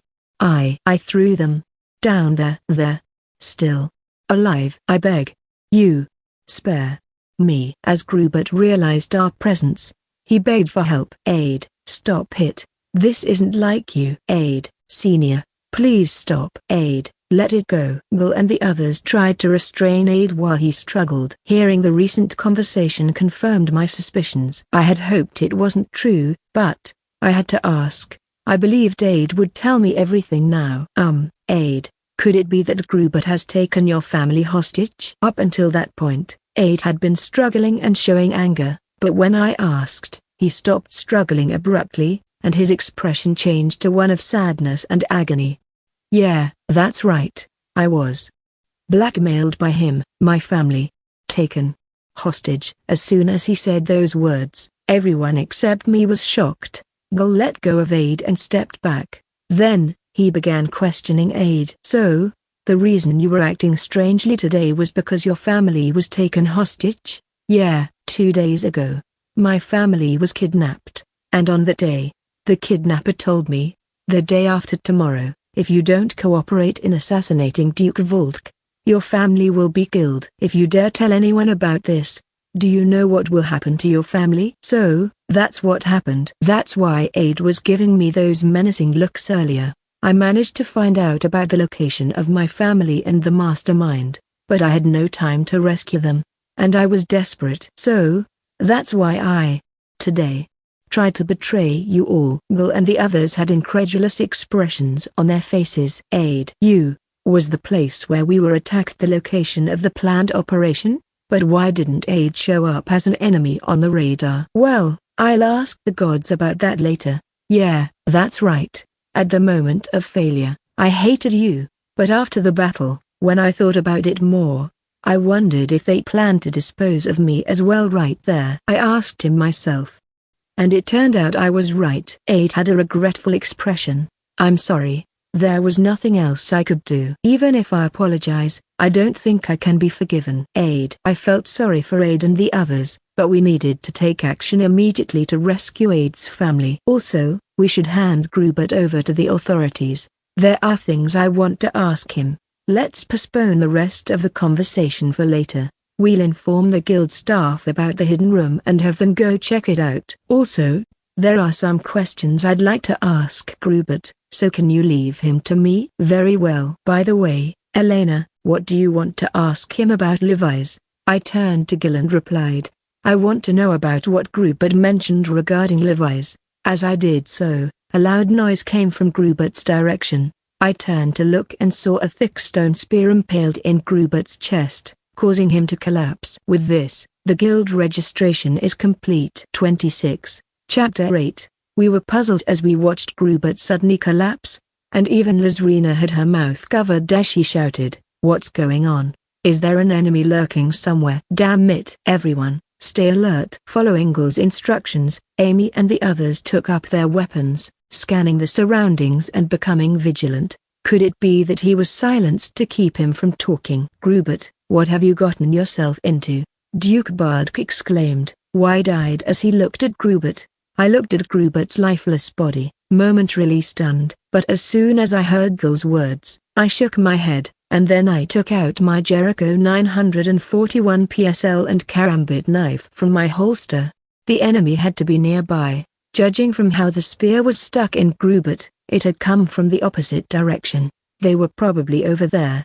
I turned my face toward the direction it had come from, searching, and our eyes met with a hooded figure. In that moment, perhaps sensing danger, they ran toward a narrow alleyway. Gul, over there. Someone with a hood is running into the alley. We need to follow them. I pointed toward the alley, but Gul looked a bit uneasy, perhaps concerned for the Duke's safety. Gul, you're the captain, right? Don't be shaken. Give your subordinates the appropriate orders. I urged Gul, who then turned to his subordinates and began issuing orders. Keith, Aid, follow me. Amy and Lizrina, protect the Duke. Hi, Eleanor. What are you doing? Gul, who saw me pulling the stone spear from Grubert's chest, furrowed his brows, perhaps out of anger. Don't worry about me. Hurry up and follow them. I'll catch up later. Fine. We'll go ahead. Gul said this, and with Keith and Aid, he ran toward the alley. Good. I removed the stone spear. Since the resurrection mark hadn't disappeared, I just needed to use a healing potion, and Grubert would be fine. I opened the menu, took out a healing potion I had in storage, and injected the liquid into Grubert's body. To be honest, I can't stand this guy, but I have a lot of questions for him, so he can't die. I did this because I remembered what Gul had mentioned on the way here about memory read. Memory read was a magic that allowed the reading of memories from a deceased person's mind. It could access fragmented memories from just before their death up to 3 days prior. This meant that the person who stabbed Grubert with the stone spear likely didn't want us to know anything that had happened more than 3 days ago. Otherwise, they would have killed us to prevent any questions. With the healing potion's liquid fully absorbed into Grubert's body, I removed the injection needle. By the time the light emanating from Grubert's body disappeared, his wounds had healed, and he was lying there without any injuries. He's alive. Did you perhaps use a secret potion on him? I'm sorry, Amy, but I'm going to reunite with Gul and the others now. We can discuss the rest later. I said this and opened the menu again, taking out a small reconnaissance drone and sending it flying into the air. I set it to auto mode to track the culprit. Understood. I will search for the target. With those words, the drone soared into the sky. All right, everyone. I'll be back. Be careful, Eleanor. We don't know who the enemy is. I understand, I replied to Duke Bardk, who had somehow stopped adding sand to my name, and then I began to run toward the alley. Target confirmed. Pursuing. Good. Now it was showing up on the radar. All I had to do was chase them down. Caution. Possible danger at 11 o'clock. Enemy presence detected. Enemy in this narrow alleyway. Moreover, there was an enemy marker in the same direction as the culprit. What was going on? Could it be reinforcements? Or did Gul and the others fall into the enemy's trap? Either way, it's the same direction, so I have to go and see. As I approached, I saw Gul and the others fighting 5 humanoid monsters. Gul looked at the enemies and replied, Elena, lend us a hand. Understood. I could ask for reasons later. For now, we had to defeat these creatures. I aimed my Ace-32 and quickly shot down one of the creatures with semi-automatic fire, then the one next to it with 3 shots in rapid succession. Well done, Eleanor. While Gul said that to me, he cleaved one of the monsters in half with his massive sword. Thunder, dwell in my hand. Thunderball. The humanoid monster hit by Keith's spell seemed to be paralyzed, standing still and shaking uncontrollably. Now, Aid. Got it. As Keith's magic immobilized the monster, Aid finished it off with her sword. Just one left. As I aimed at the last monster, it suddenly disappeared in a burst of light. It disappeared. What's going on? Target lost. Searching for the target. Huh? Lost the target? That couldn't be true. Unless it was destroyed or used a jamming device, it was nearly impossible for our tracking drone to lose the target, even if it hid inside a building. They turned left at that corner. Everyone, follow them. Understood. As I was bewildered, Gul and the others said this and ran toward the corner. Wait for me. I followed them, peeking my head around the corner. To my surprise, Gul and the others were standing in the middle of the road at a dead end. I approached Gul and asked, Gul, where's the culprit? Gul looked at me and replied, they got away. Since their scent stops here, they likely used teleportation magic. I see. The drone disappeared because they teleported suddenly. But, Captain Gul, if they use teleportation magic, there should be a teleportation circle nearby. I don't see one anywhere. Keith, they probably used a magic-infused paper for teleportation. Look at this. It was lying there. Aid showed us some burnt scraps, and Keith widened his eyes. Magic-infused paper? But if they use teleportation paper, they shouldn't be able to travel far. They should be somewhere nearby. Let's search this area. No, it's impossible. They likely called us here, and while we were dealing with the monsters, they used a pre-prepared escape teleportation circle somewhere else. Then, they probably used another long-range teleportation spell at that location to get away. The fact that the monsters disappeared as well probably means that they were no longer needed to deal with us. It's the most reasonable explanation. Yeah. Considering the activation time and marks left by teleportation circles, that's the most likely scenario. If there was a teleportation circle here, we could investigate and track them. But, it's a shame. As I tried to make sense of the situation, It was clear that this enemy was far from ordinary. Grubert's capture and the speedy attempt on his life didn't add up. It seemed like Grubert had been up against a powerful organization. What was I even dealing with? No one could answer my question. 24. Chapter 9. We accidentally let the culprit who tried to kill Gerbeth escape, and we returned to Amy-san's place following the original path, informing her that it was an alley. Amy-san sighed, saying, "That's a shame, isn't it?" She added, "Duke Bardk, I was worried that you all wouldn't come back safely. Are you planning not to return?" She expressed her concerns. Later, Eleanor-san burst into tears, saying, "I'm glad everyone is safe. If you didn't come back, as tears streamed down her face. By the way, Gerbeth, the mastermind of this incident, regained consciousness thanks to my revival potion. I thought he might run away as soon as he regained consciousness, but he seemed resigned and confessed everything about this incident and the encounter with Vis. Gerbeth's encounter with Vis dates back 6 months ago. He was suddenly summoned by his father and told the following: "Gerbeth, pack your things and leave this house tomorrow. You are disowned." Upon hearing these words, Gerbeth naturally protested to his father, asking, "Why do I, the heir, have to leave the house?" But his father's response was cold. "Do you know what you've been doing all this time? You've been playing around without following my instructions, assaulting citizens, getting caught by soldiers. Moreover, you caused trouble at the Leadgame Magic Academy and got expelled. Can I entrust this house and the city to someone like you? As for the heir, it would be fine to adopt a talented relative. At least, I think the child I'm considering for adoption is better than you. Am I wrong?" Gerbeth couldn't say a word after that. He had no choice but to obey his parents. However, on that night, someone with a hooded cloak appeared on Gerbeth's balcony, offering to fulfill his dream of becoming the lord of the city. Gerbeth was skeptical at first, but as he listened to the one-sided story, he began to find it credible. That's when the person, who turned out to be Vis, brought up the idea of a contract. "Would you like to become the lord of this city? If so, I can make your dream come true. And if you enter into a contract to cooperate with my business, your income will be higher than your father's. Whether you cooperate or not is up to you." The moment Gerbeth heard these words, he signed the contract. After Vis confirmed Gerbeth's signature and seal on the contract, he introduced himself. "From now on, we will be business partners, so let me tell you my name. I'm called Vis.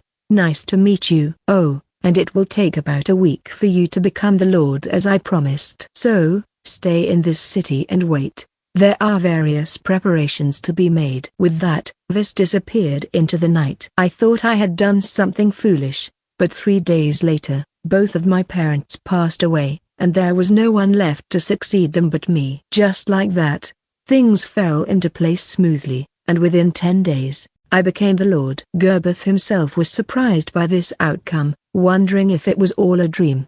Just when he was thinking that, Vis appeared again and asked if he was willing to cooperate according to the contract. "How about it, Gerbeth? Will you cooperate as per the contract?" Gerbeth promised. "I will cooperate with anything." That marked the beginning of Gerbeth and Vis's misdeeds in Gozes. As we bid farewell to Gerbeth, who was taken away by the soldiers to the dungeon, Duke Bardk and I returned to the Comprehensive Guild for information gathering. I am here as an important witness. Based on Gerbeth's testimony, we searched his residence and found documents related to illegal drugs, illegal magical artifacts, and tools. We also found contracts related to illegal slaves. It seems there's no escape from serious charges. Furthermore, when we investigated the underground room Gerbeth mentioned, we found the missing family members of Aid-san and the others who disappeared in Gozes. Unfortunately, 3 of them had already passed away, and the remaining 4 had been turned into slaves and sold somewhere. The Comprehensive Guild will handle the investigation of these cases. Aid-san, who had been reunited with her family, thanked me profusely to the point where I thought it was excessive. Also, regarding Vis, the name does not appear in the city's entry records, so it is likely that the name Vis is a pseudonym. We are currently investigating how Vis infiltrated the city, and we will report the results as soon as we have more information. Do you have any questions at this point? Eleanor-san, in work mode, opened her notebook and turned her gaze toward me, looking at everyone in the comprehensive guild reception room. Elena-san, I have 2 questions, may I? Elena-san turned her attention to me, raising her hand. Please, go ahead, Elena-san. My first question is, did anyone see the family members of Aide-san being abducted? As of now, no one has reported witnessing the abduction. We are continuing to investigate the modus operandi and circumstances. So, no witnesses yet. My second question is, did anyone else hear the name Vis besides Gerbeth? Regarding the name Vis, those who knew it include the servants who worked at Gerbeth's residence, the slave trading company, Blummer, including Vis Blummer and several employees of the company, as well as the Adventurer Guild, Debtor, including Debtor. They were aware of Vis's name, my name as the guild's name. Well, let's put that aside. Were there any citizens who knew the name? We are currently investigating, but so far, there have been no reports or citizens knowing the name. I see. Something doesn't sit right. Next, regarding the slave trading company, Vis Blummer, who was mentioned earlier, it seems that they were involved in illegal transactions through Gerbeth. They were involved in the trade of magical artifacts, slaves, and drugs, among other things, and they were also the mastermind behind the sale of the 4 citizens found in Gerbeth's underground chamber. Come to think of it, the guild's chairman was arrested in front of the shop while trying to board a cart loaded with goods. Eleanor, may I ask a question? Eleanor placed her gaze back on Duke Bardk. Yes, what is it, Duke Bardk? Did you manage to determine the smuggling methods and sources of supply for the illegal goods? Sorry, but we're still in the process of investigation. Both Blummer and Gerbeth have said that they know nothing about the source of their goods. Blummer claimed to have bought the items without asking Gerbeth any questions, and Gerbeth, who was purchasing, had a contract clause stating that he shouldn't ask anything from Vis when buying. So, even Gerbeth couldn't find out the source. Well, if you're a magic user and you have plenty of money, it's not surprising that you can buy magic artifacts without any questions. That's why we need to focus on investigating the source of the goods and the methods of smuggling. We will also need to look into any other transactions involving illegal goods. There is still much work to be done. Baron Bardk nodded in agreement. Is there anything else you need to know? If possible, I would like to talk to Gerbeth and Vis. Gerbeth is currently being held in the dungeon. If you want to talk to him, you will need to go through the prison warden. As for Vis, he is also being detained in a separate facility, but we can arrange for a meeting if you want. Please arrange a meeting with both of them. Understood. I will arrange it for you. If you need any additional information or assistance, please don't hesitate to ask. Baron Bardk and I were shown to a separate room in the Comprehensive Guild, where we waited for the arrangements to be made. I wonder what kind of people Gerbeth and Vis are like. 24. Chapter 10. After that, I heard from Guildmaster Barboz-san, who is the overall guild leader, that the building next to the branch of the General Guild where I forgot to get lodging is a lodging facility for those who couldn't get lodging like me. Originally, it should have been paid, but as a thank you for helping the guild staff, I was allowed to use it for free. Phew. Today has been quite eventful. After saying that, I collapsed onto the bed, wearing only a t-shirt and pants. I did take a bath and dried my hair with a battery-powered hair dryer, though. Even though it's my own body, why do I feel so nervous? The image of my own body in the bathroom came to mind, and suddenly my face flushed, and I started feeling embarrassed. Overwhelmed by embarrassment, I shook my head vigorously, telling myself to forget it. Then, I rolled onto the bed and groaned in agony. If this was going to happen, I should have created a male character. While saying this, I curled up and writhed in discomfort, and suddenly a communication sound entered my ears. It's a communication. Nobody else but a god, right? Oh, that was a surprise. Hello, God here. Well, you got involved in some tough stuff on your first day of reincarnation. It's a good thing I enhanced your abilities before reincarnating you. By the way, why are you blushing? It's nothing, but I do think you might be behind today's events. Am I wrong? I stared at the god on the screen with a suspicious look. but the god responded with a laugh. Too bad, but you're wrong. You just got involved by chance. Is that really true? More importantly, there's something I need to tell you. Is there a problem? First of all, as a thank you for saving the guild chairman, I'll give you some CP credit points as a reward. He was an essential figure on this continent, and I can't imagine what would have happened if he had been lost. So, Duke Baldek was such an important figure. I'm glad I helped him. Also, as a reward for your efforts, I'll give you information about the Adventurers Guild, magical tools, and the radar. And finally, I have a special announcement for you. The last part is the most intriguing. In a bad way. 5,000 points as a thank you for saving the guild chairman. Oh, that's generous. I didn't earn much CP today, maybe around 1,000 points, so this helps. Here, I've transferred 5,000 points to you. Now, let me explain about the Adventurers Guild. Please go ahead. I apologize for not explaining this earlier.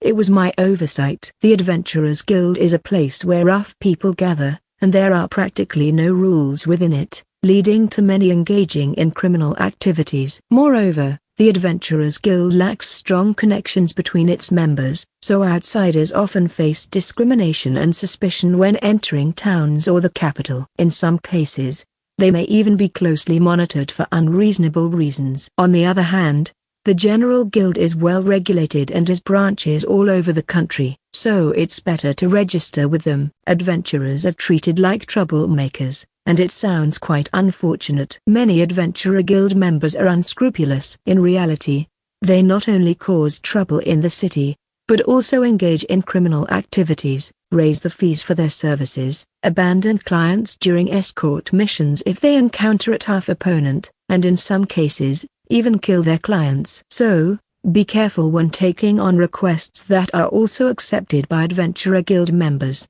Do not trust them under any circumstances.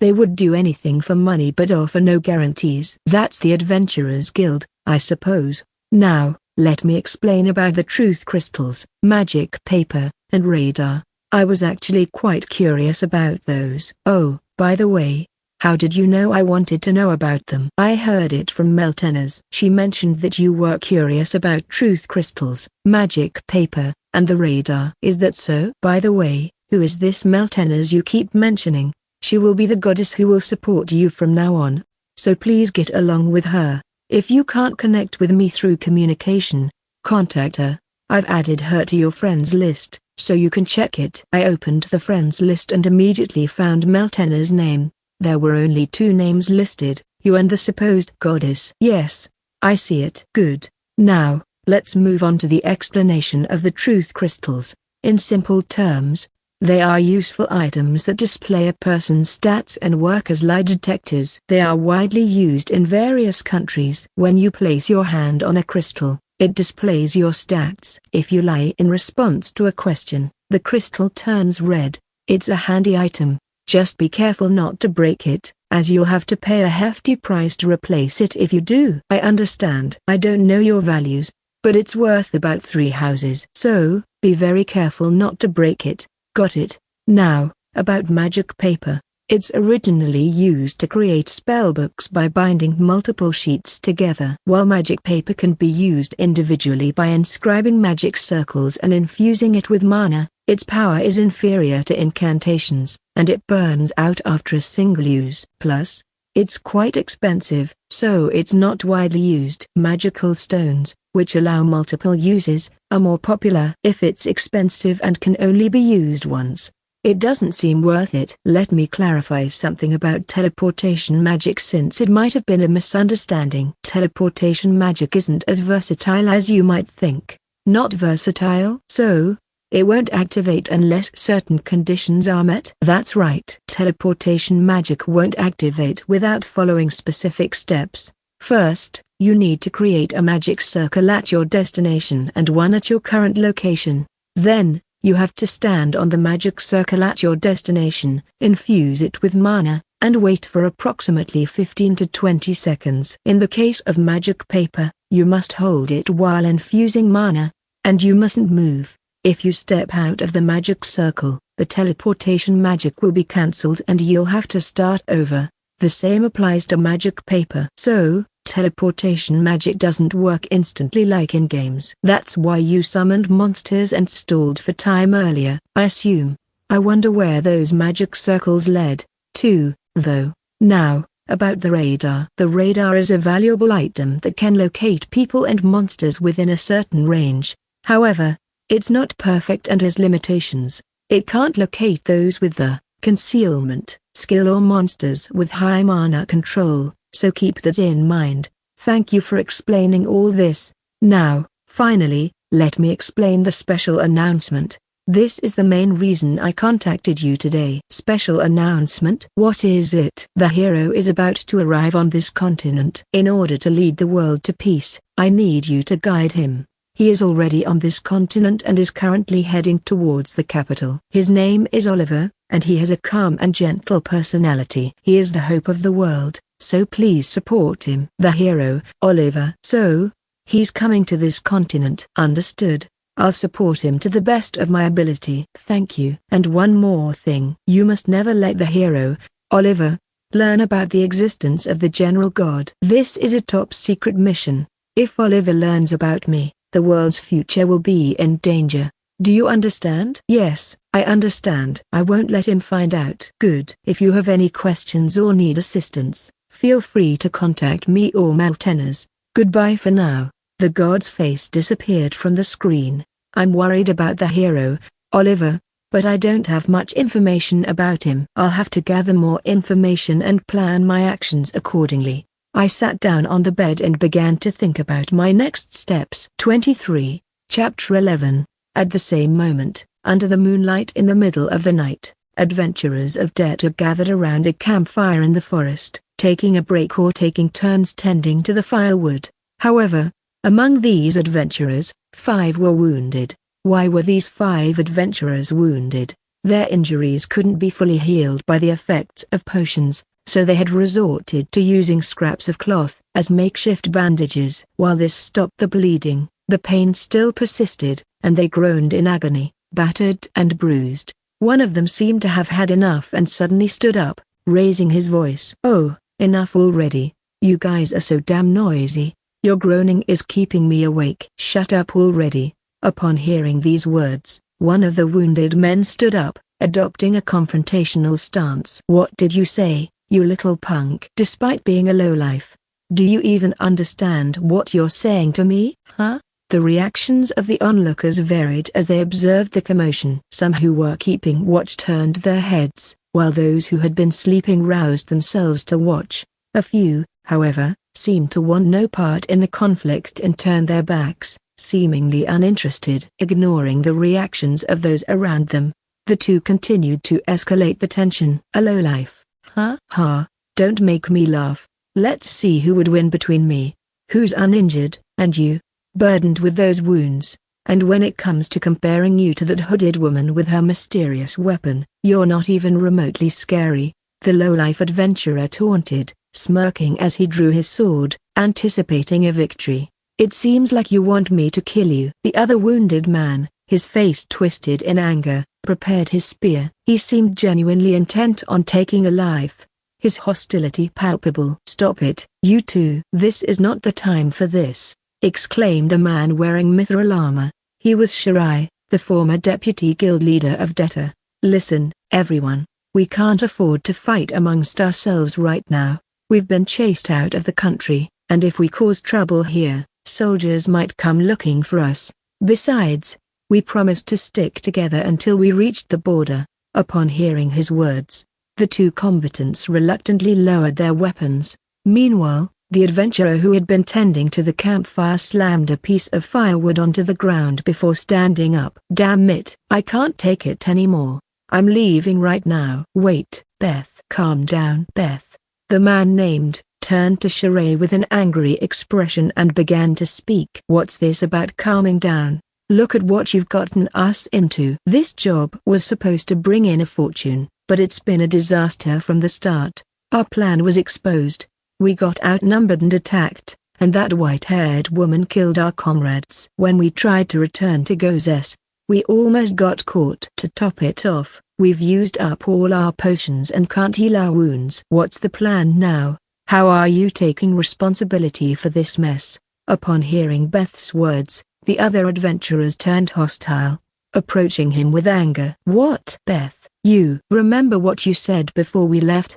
You were all excited, saying that once we got our hands on the treasure, you'd buy the best weapons and armor and spend your time with prostitutes. You were all full of yourself, weren't you? Did you forget already? And you said something like, if there are 3 women, it's like a dream come true.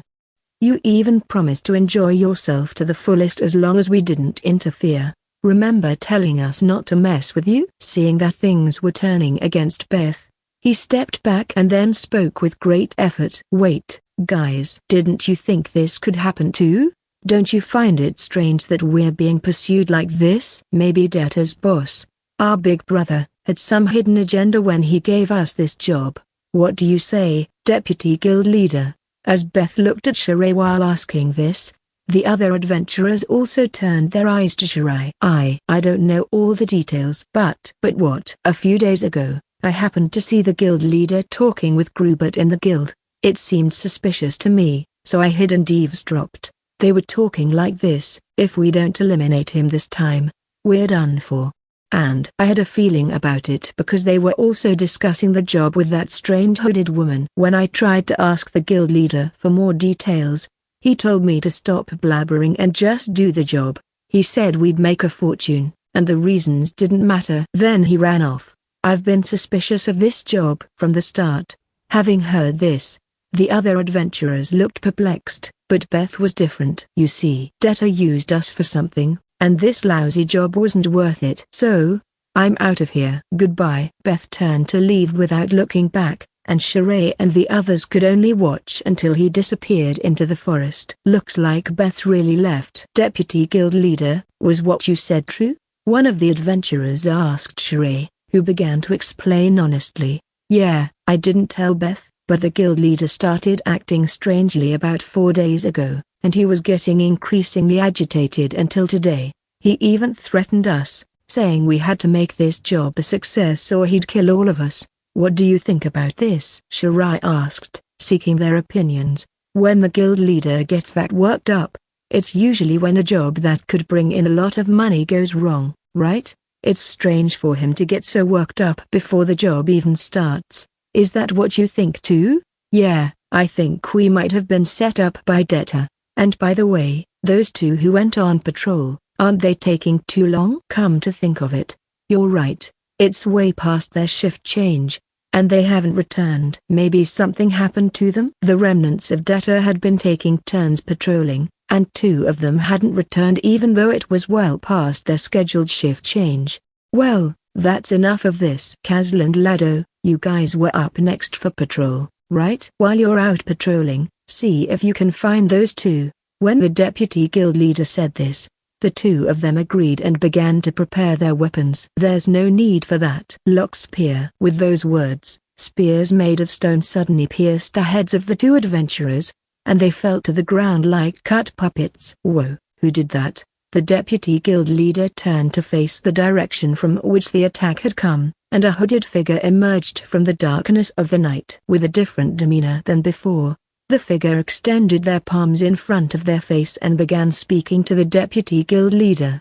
Oh, it's you, Deputy Guild Leader Shirai. Long time no see, I hope you're doing well. The figure's voice was calm and cold, devoid of the previous excitement.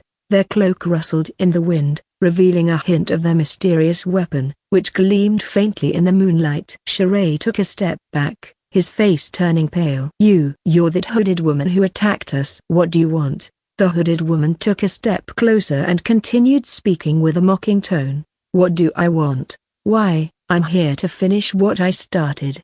You see, there's something I need from you, Deputy Guild Leader Shirai. As the situation escalated, the remaining adventurers readied their weapons, realizing that they were in grave danger. The forest was now filled with tension and uncertainty as they faced this enigmatic hooded figure once again. 22. Volume 2, Prologue. 2 weeks after the incident in Gozes, Nelson D. Baldeck, The Duke of Baldeck, was organizing the documents related to that incident. No issues with the documents, just need to stamp them. I took the seal and carefully applied ink to it to ensure it would leave a clear mark on the paper. Then, I began pressing the inked seal onto each document. Phew, this should wrap up the work for this case. After stamping the last batch of documents, I double-checked to ensure no documents were missed in the process. Once I confirmed everything was in order, I stacked the documents neatly and placed them next to another pile on the desk. My brother mentioned that he would continue the investigation on the national level regarding this incident. He's probably as busy as I am these days. After arresting Grubert, I returned to the capital to write the report after confirming that the Gozes branch of the Comprehensive Guild had no issues. In the past 2 weeks, the trial for the 3 main culprits who were apprehended in Gozes had also concluded. Grubert should have been sentenced to death for the crime of illegal slave trading, as mandated by international law established in intercontinental agreements.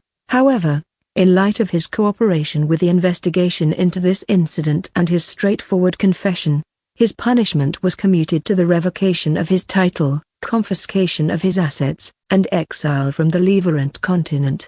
During the trial, Grubert himself had implored the judge to sentence him to death, given the gravity of his crimes. However, the judge had advised him, if you truly feel remorse for your actions, then remember that remorse and lead an honest life from now on, not for your sake, but for someone else's. Grubert had knelt on the spot, shedding tears of gratitude upon hearing this advice. The second individual, Razvs Bruma, the former chairman of the Bruma Slave Trading Company, who had engaged in illegal slave trading alongside Grubert, was sentenced to death for his crimes. He protested, wondering why he was sentenced to death when Grubert, who was exiled from the continent, was not. He had planned to appeal, but he couldn't afford the appeal fees. The money Razvs Bruma had earned through his illicit activities had been seized by the state, and he had very little money left from his legitimate business. As for the third individual, former Adventurer Guild Master Debtor, he had attempted to assassinate the chairman of the Levant Comprehensive Guild and the former Lord of Gozes. In addition to various other crimes committed in the city, he had been convicted of these crimes and sentenced to labor in a dangerous mine alongside his subordinates who had remained loyal to him. However, a problem had arisen. It was unexpected that the remaining members of Debtor's gang were found dead in the forest. According to our soldiers' records, they were killed by bandits. But, I wondered if that was really the case. Would Elena, who had seen similar events with the soldiers of the Reedgum, say the same? Maybe I should talk to Elena about this. I remembered that when we parted ways, Gul had invited her to join the Second Night Order, but she had declined, saying, "Thank you for the invitation, but for now, I want to live freely." However, I plan to come to the capital once I've saved up some money, so please rest assured. She had said something like that. Freedom. She probably prefers adventuring to becoming a knight. All right. I took a blank piece of paper from the drawer and started writing with a pen. I decided to send a letter through the Gozes branch of the Comprehensive Guild to ask Eleanor for her perspective on the deaths of Debtor's gang. She might provide a different view from the soldiers and offer a unique insight. Once I finished writing the letter, I rang the bell on my desk to summon a servant. After a brief wait, I heard a knock at the door. "Come in." The door opened, and Merdin, the butler, entered the room. "Do you need something, Lord Nelson?" "I've written a letter for Eleanor in Gozes. Please arrange for it to be delivered through the Gozes branch of the Comprehensive Guild." "Gozes?" "Just a while ago, we received a letter from the Comprehensive Guild's branch in Gozes addressed to you." "What? Has something else happened?" "I haven't read the contents of the letter, but I don't believe it's an urgent matter. Unlike the previous letter, this one is neatly written, not hastily scribbled." "I see." I received the letter that Merdin handed me and opened it to check its contents. "Oh, so, Eleanor is coming to the capital?" "That's great. I should inform Gul and the others. They'll be delighted." "Shall I cancel the letter to Gozes then, and instead inform Lord Honda that Eleanor Sama is heading to the capital?" "Yes, please do that, Merdin." "Very well." Merdin left the room after saying, "Excuse me. Now, when Eleanor arrives, I should inquire about the remnants of Debtor's gang before expressing my gratitude. Also, my wife mentioned that she wants to meet Eleanor. I should arrange for them to meet. But, is it safe for my wife? Knock, knock. Come in. Excuse me. Huh?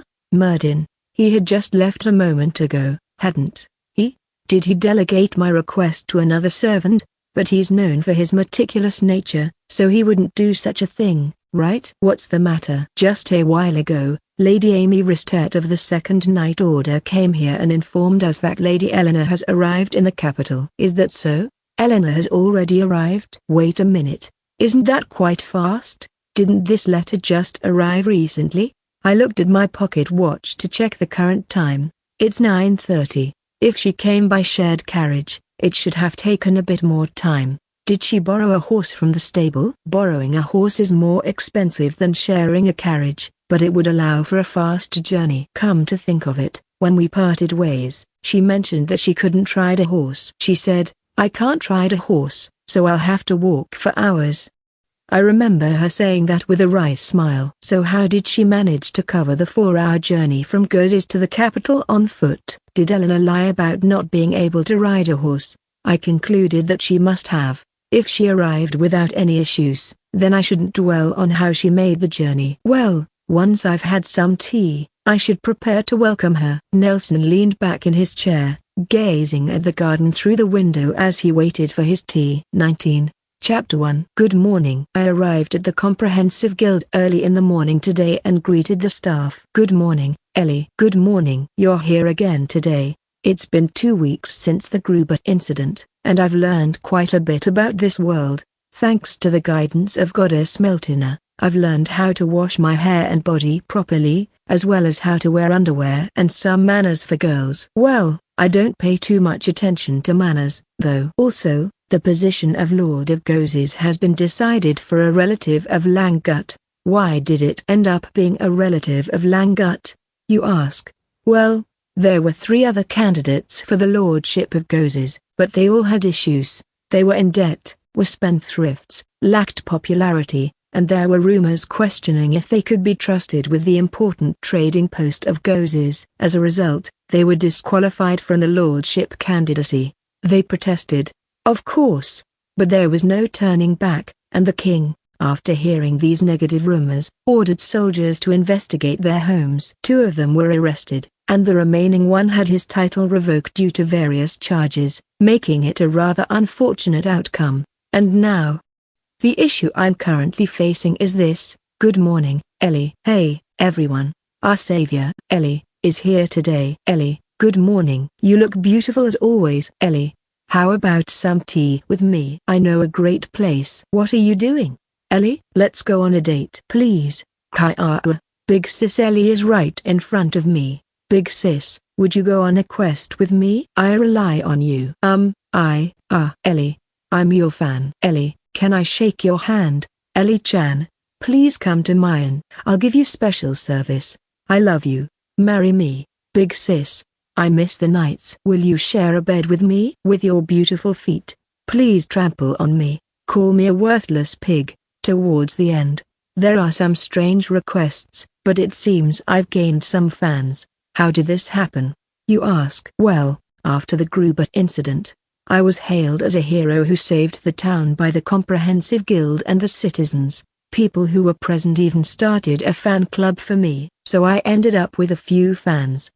Though they are a minority, when I consulted with the goddess about what to do, she said I should just be myself because everyone likes me the way I am. She even said, you'll gain more fans if you do things like that, right? So, about 5 days ago, some merchants set their eyes on my weapon and asked me to sell it. They were willing to pay any price. I explained why I couldn't sell it, but they weren't convinced. In the end, they foolishly ordered their 3 guards to capture me and take my weapon. However, I defeated them in a brawl. Soon after, soldiers arrived and escorted them to jail. This would have been a normal story, but it seems that the goddess, in front of the entire town, said, there's nothing to sell to someone like that who does such things. So, that's how this situation came about. She said that if she hadn't said that one word, it wouldn't have come to this. And, as I heard yesterday, That merchant had apparently done similar things elsewhere, stealing from people, and was arrested for theft. Sigh. I guess I should greet these people at least. Good morning, everyone. Surprisingly, the fans who were just arguing a moment ago stopped and lined up neatly, then lowered their heads when they saw me. Good morning, Ellie. Good morning, Ellie. Thank you. Ellie, have a great day. It's cute how you get all shy. The comprehensive guild staff thanked me one by one. Thank you all. Oh no, my face is getting hot. Don't be embarrassed, just go. Why yes, I'll, be going. I said that while placing my hand on my spinning head, then left the comprehensive guild. Balboss's side. That guy is so bashful. Can't he do something about it? Thinking about Ellie, who left the comprehensive guild with an uncertain step, I felt like laughing, but I held back to maintain my dignity. Guildmaster, it depends on her personality. Besides, that gap between her real self and her bashful side is part of the reason why she's so popular. Gali, what's up? Gali approached me and asked while I was reminiscing about Ellie, could you look over these documents for me? Sure, I'll read them later. I took the documents that Gali offered. Also, there's something I'd like to ask you. What is it? Ellie is going to the capital soon, so I came to say goodbye. What? That's right. She's heading to the capital now. So, are the promotion exams going to be held at the capital? In the past 2 weeks, I had taken on quests and earned quest points to be eligible for promotion to rank D. According to the comprehensive guild staff, I accumulated points quickly. Yes, that's the plan. I also intend to meet with Chairman Baldek. All right, I understand. I'll inform the capital's comprehensive guild about the promotion exams in a letter. And since she's planning to meet Chairman Baldek without prior notice, I'll write a letter to him as well. It'll be faster if we split the tasks. Understood. Also, it seems like there's going to be a problem. Huh? What are you talking about? Guildmaster, please have a look at that. I followed Gali's pointing finger and saw that some of Ellie's fans were standing there in a daze. I see. It's probably because they were shocked when they heard she's going to the capital. Guildmaster, should we wake them up? Leave them. It'll be quieter this way. Now, let's get back to work. All right. I told Gali that, then returned to my own workplace. However, about 15 minutes later, the fans started making a fuss again, calling Ellie's name, and we had to intervene to calm them down. Damn it. This is all because of Ellie. Remember this for next time she comes. Hearing my words, Gali chuckled, and it seemed like we'd have to deal with this issue for a while. 21. Chapter 2. As I walked through the city after leaving the Adventurers Guild, I received expressions of thanks and farewell greetings from the city's residents. I don't know where they got the information, but there were even some people at the gate, along with the gatekeeper, who came to see me off. To be honest, I felt embarrassed until I left the city. It was embarrassing. Well, now that I've left the city, there shouldn't be anyone around. I stopped walking on the road leading to the capital and checked my menu. I looked at the vehicles in my storage. Since walking to the capital will take a long time and be tiring, I should use a vehicle. Which one should I choose? My options were a motorcycle or a car. I decided on the latter. It's better to be safe even if there's an attack. Let's go with the car. I summoned the Humvee M1151. Yeah, it's always impressive. This is a military vehicle. Wait, what's this?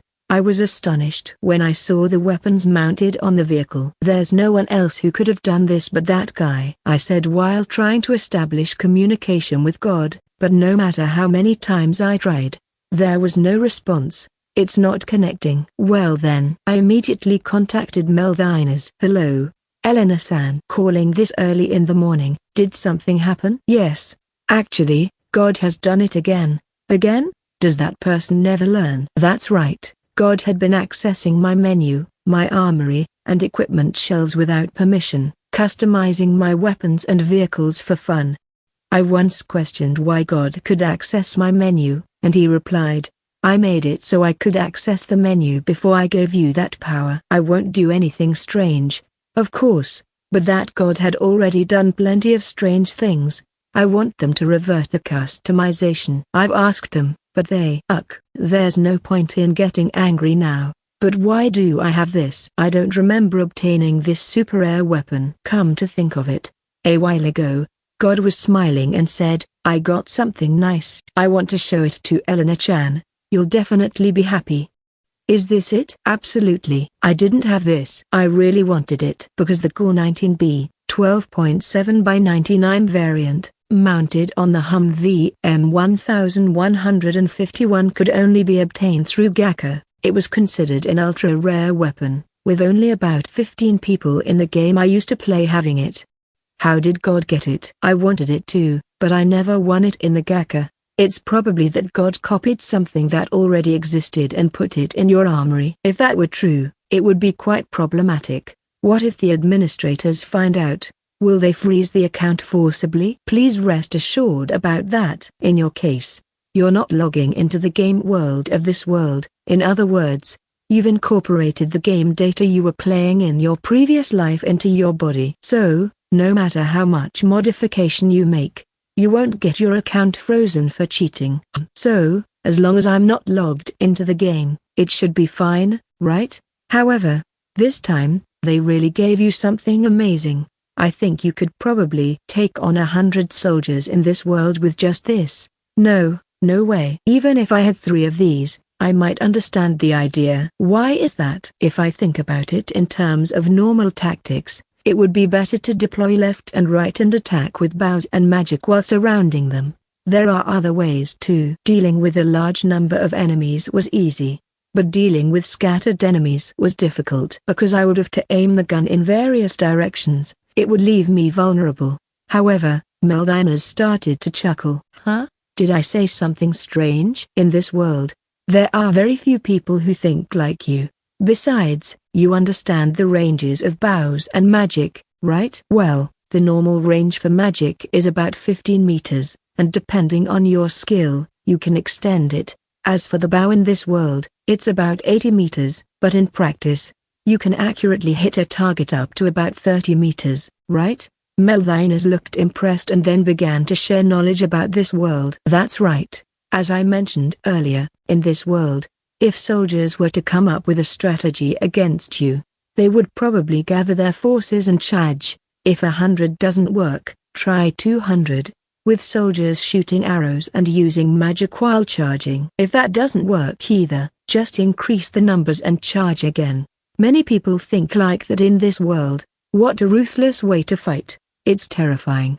That's why there are few people like warlords from the Three Kingdoms or the Sengoku period in this world. And sometimes, nobles who don't even know the word war become famous for commanding armies. Scary, isn't it? Wow, I feel like there was something similar on Earth. Oh well, never mind.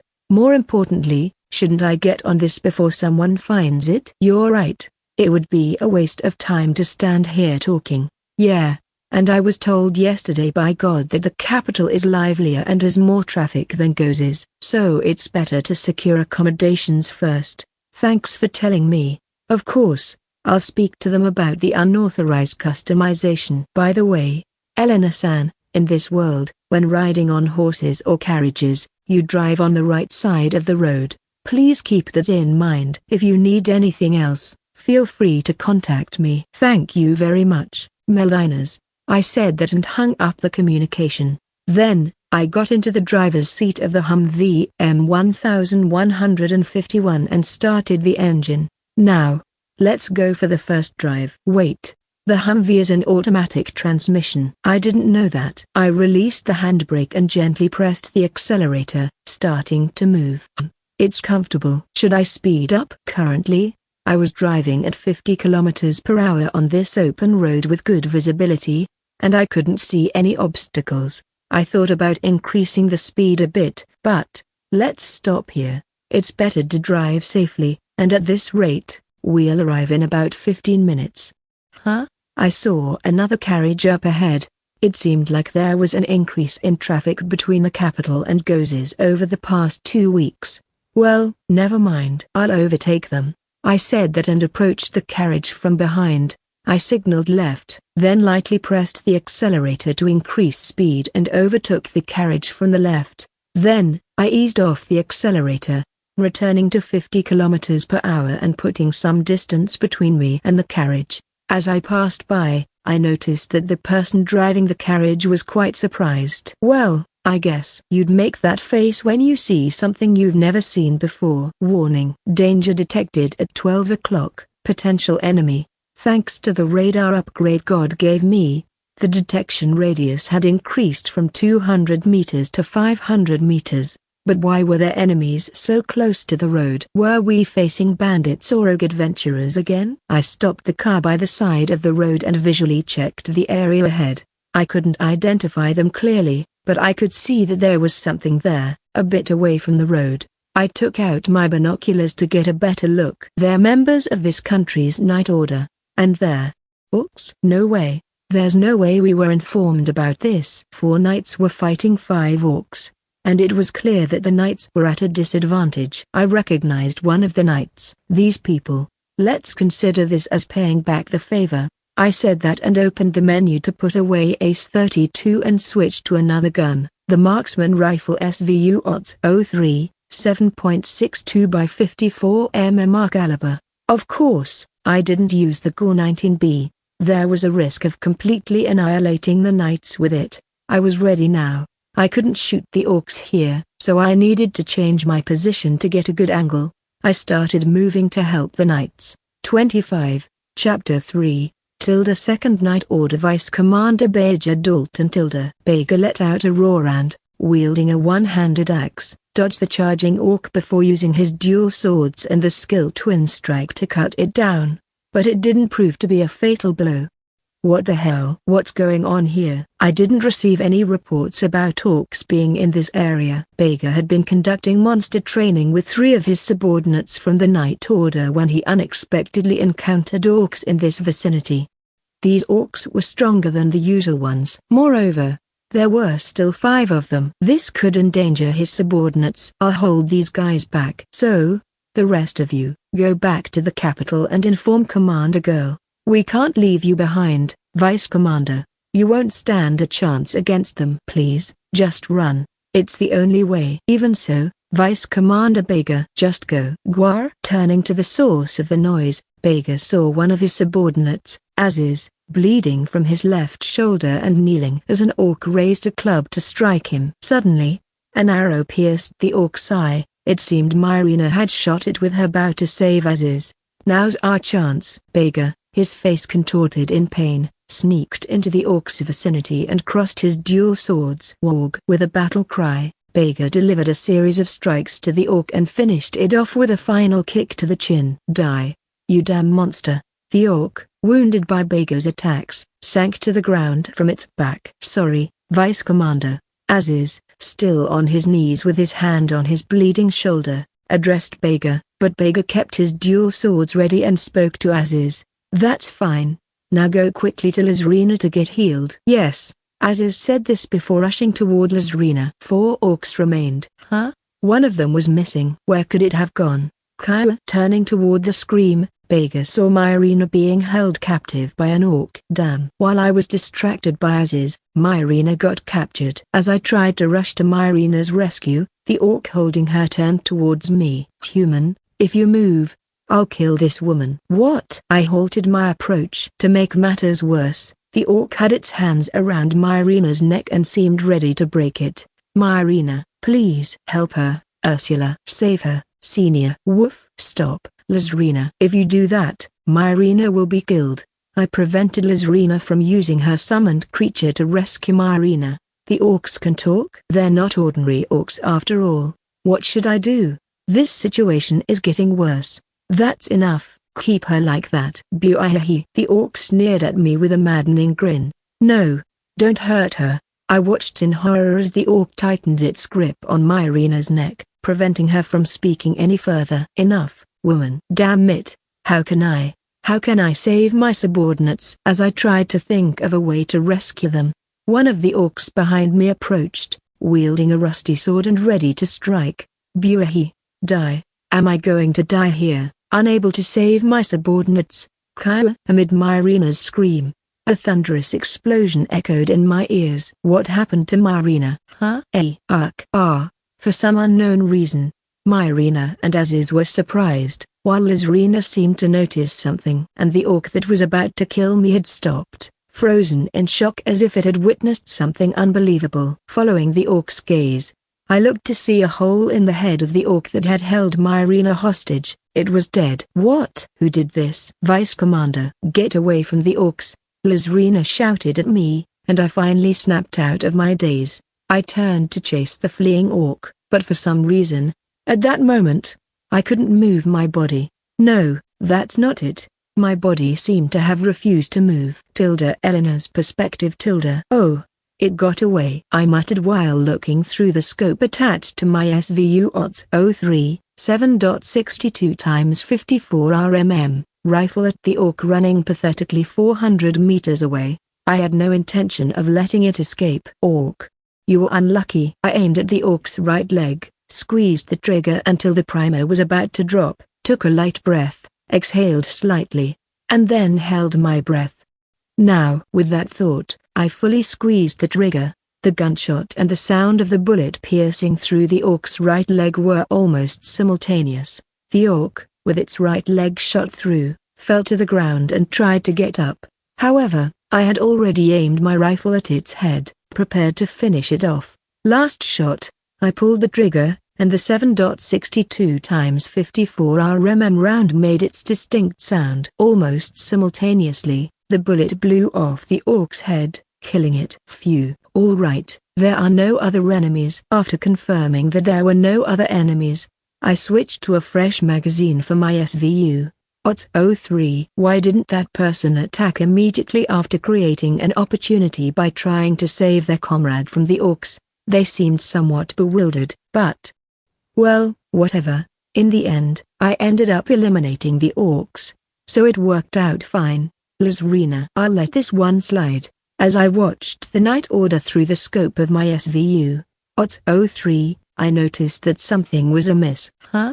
The night order's behavior seems odd. Besides Lizrina, they're starting to hold weapons and become cautious. Now they're arguing with someone who has swords in both hands. And Lizrina's summoned creature is involved too. Well, I guess I can't help it. I decided to walk toward the night order to stop the commotion. Let's stow this sandbag and put the Humvee in the garage later. I opened the menu, stowed the bag of sand that had been under the gun into my item box, and then put the Humvee 1151 in the garage. This was what they called tactical reloading. It's been a while since our reunion, but it's turned out like this. I can only sigh rather than feel joy. Elena walked while letting out deep sighs. 19. Chapter 4.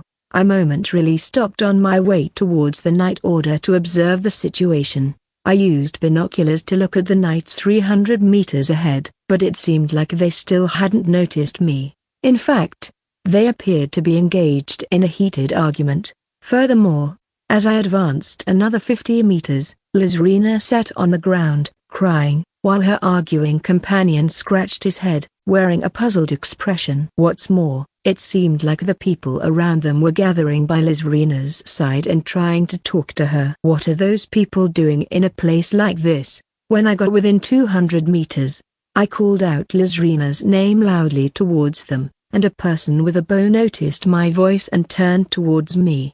Lucky. But wait, is it just my imagination, or is that person really aiming the bow at me? Caution. Danger detected at 12 o'clock, potential enemy. Hey, isn't that a bit too much? I'm the one who saved you all, and you're going to do this to me? I thought, but I guess it's only natural for them to act this way. After all, apart from Lizrina, they don't know anything about me, and at this distance, they probably can't see me clearly. Oh. Right. If I get this close, I should be able to use the microphone function on my headset, right?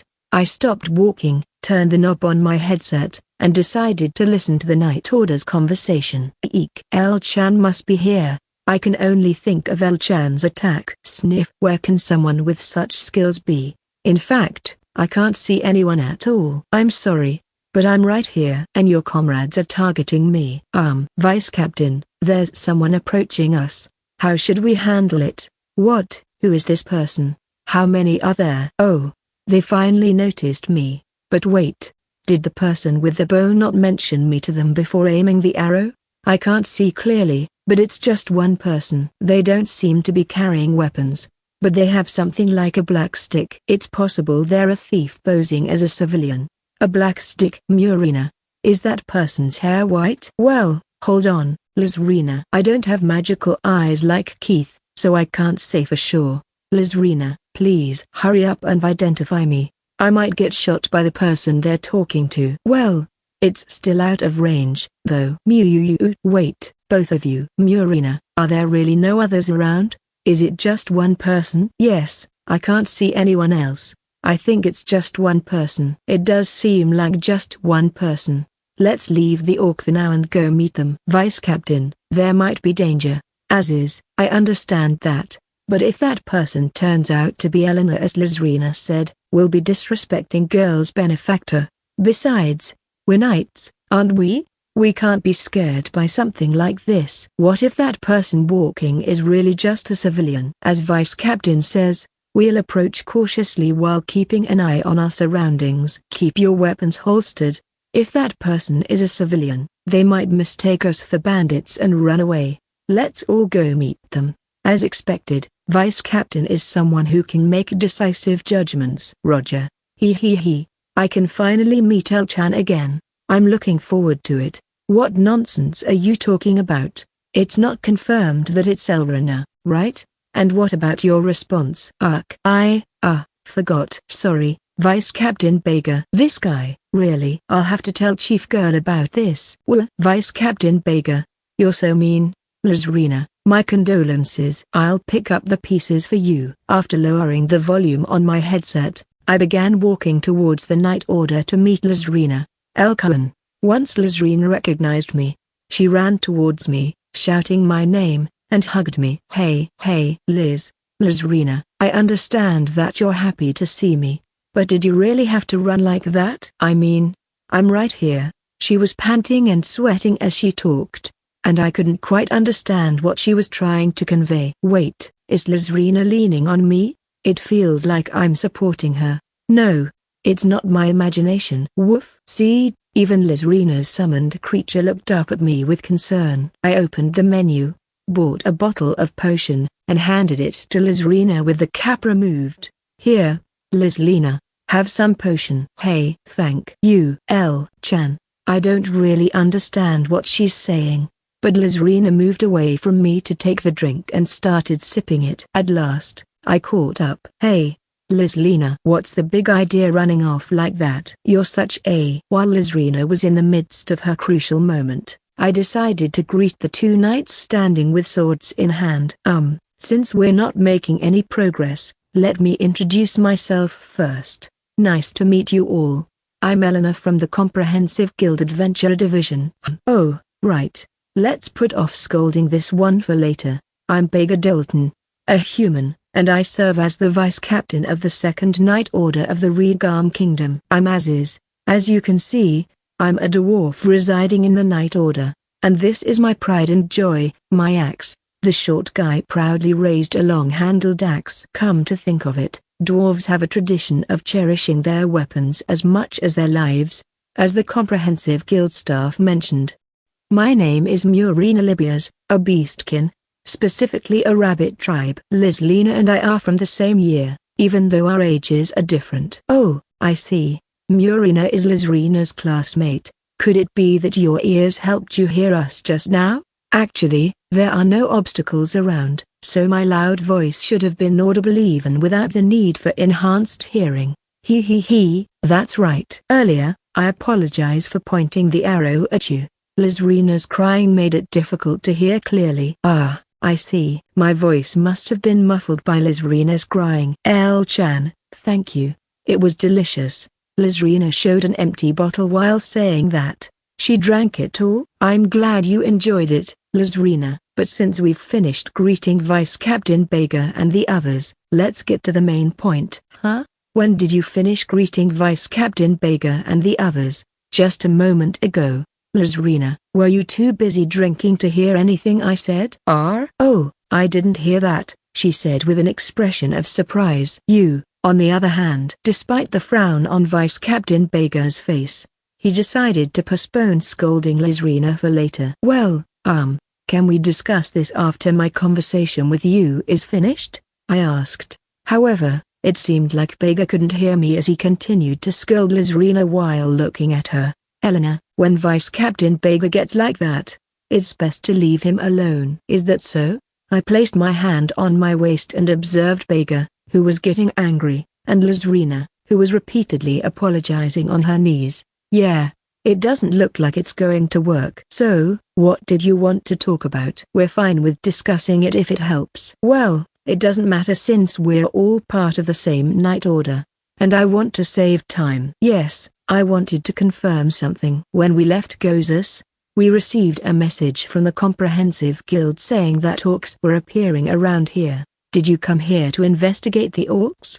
The two exchanged glances before turning towards me. We came here for training. So, we haven't heard anything about orcs appearing, they replied. So even the Night Order hasn't heard about the orcs. So, does that mean we were the first ones to confirm the presence of orcs here? It seems so. Wait a minute.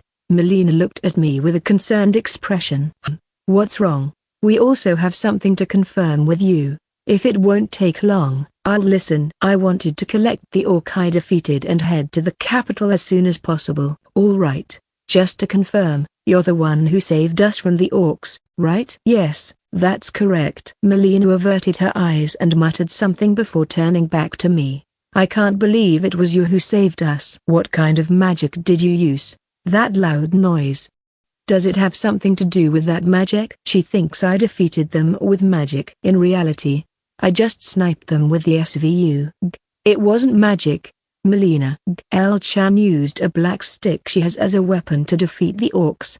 Tears welled up in Lizrina's eyes as she explained on my behalf. Wait, when did the scolding end? Huh? So, this is the weapon guild leader Goyu was talking about? Yes. It looks different from what I saw, but it's the same thing, right, El-chan? Yes, that's right. But this time, I used a different gun because we were shooting from a distance. I wanted to explain in more detail, but time was short, so I kept it simple. Vice Captain Bega stepped forward and looked at me with a dignified expression. Eleanor, thank you for saving us. It's because of you that both my subordinates and I are still alive. I apologize for this late gratitude. No, you don't need to thank me. My face is getting hot. Why? No.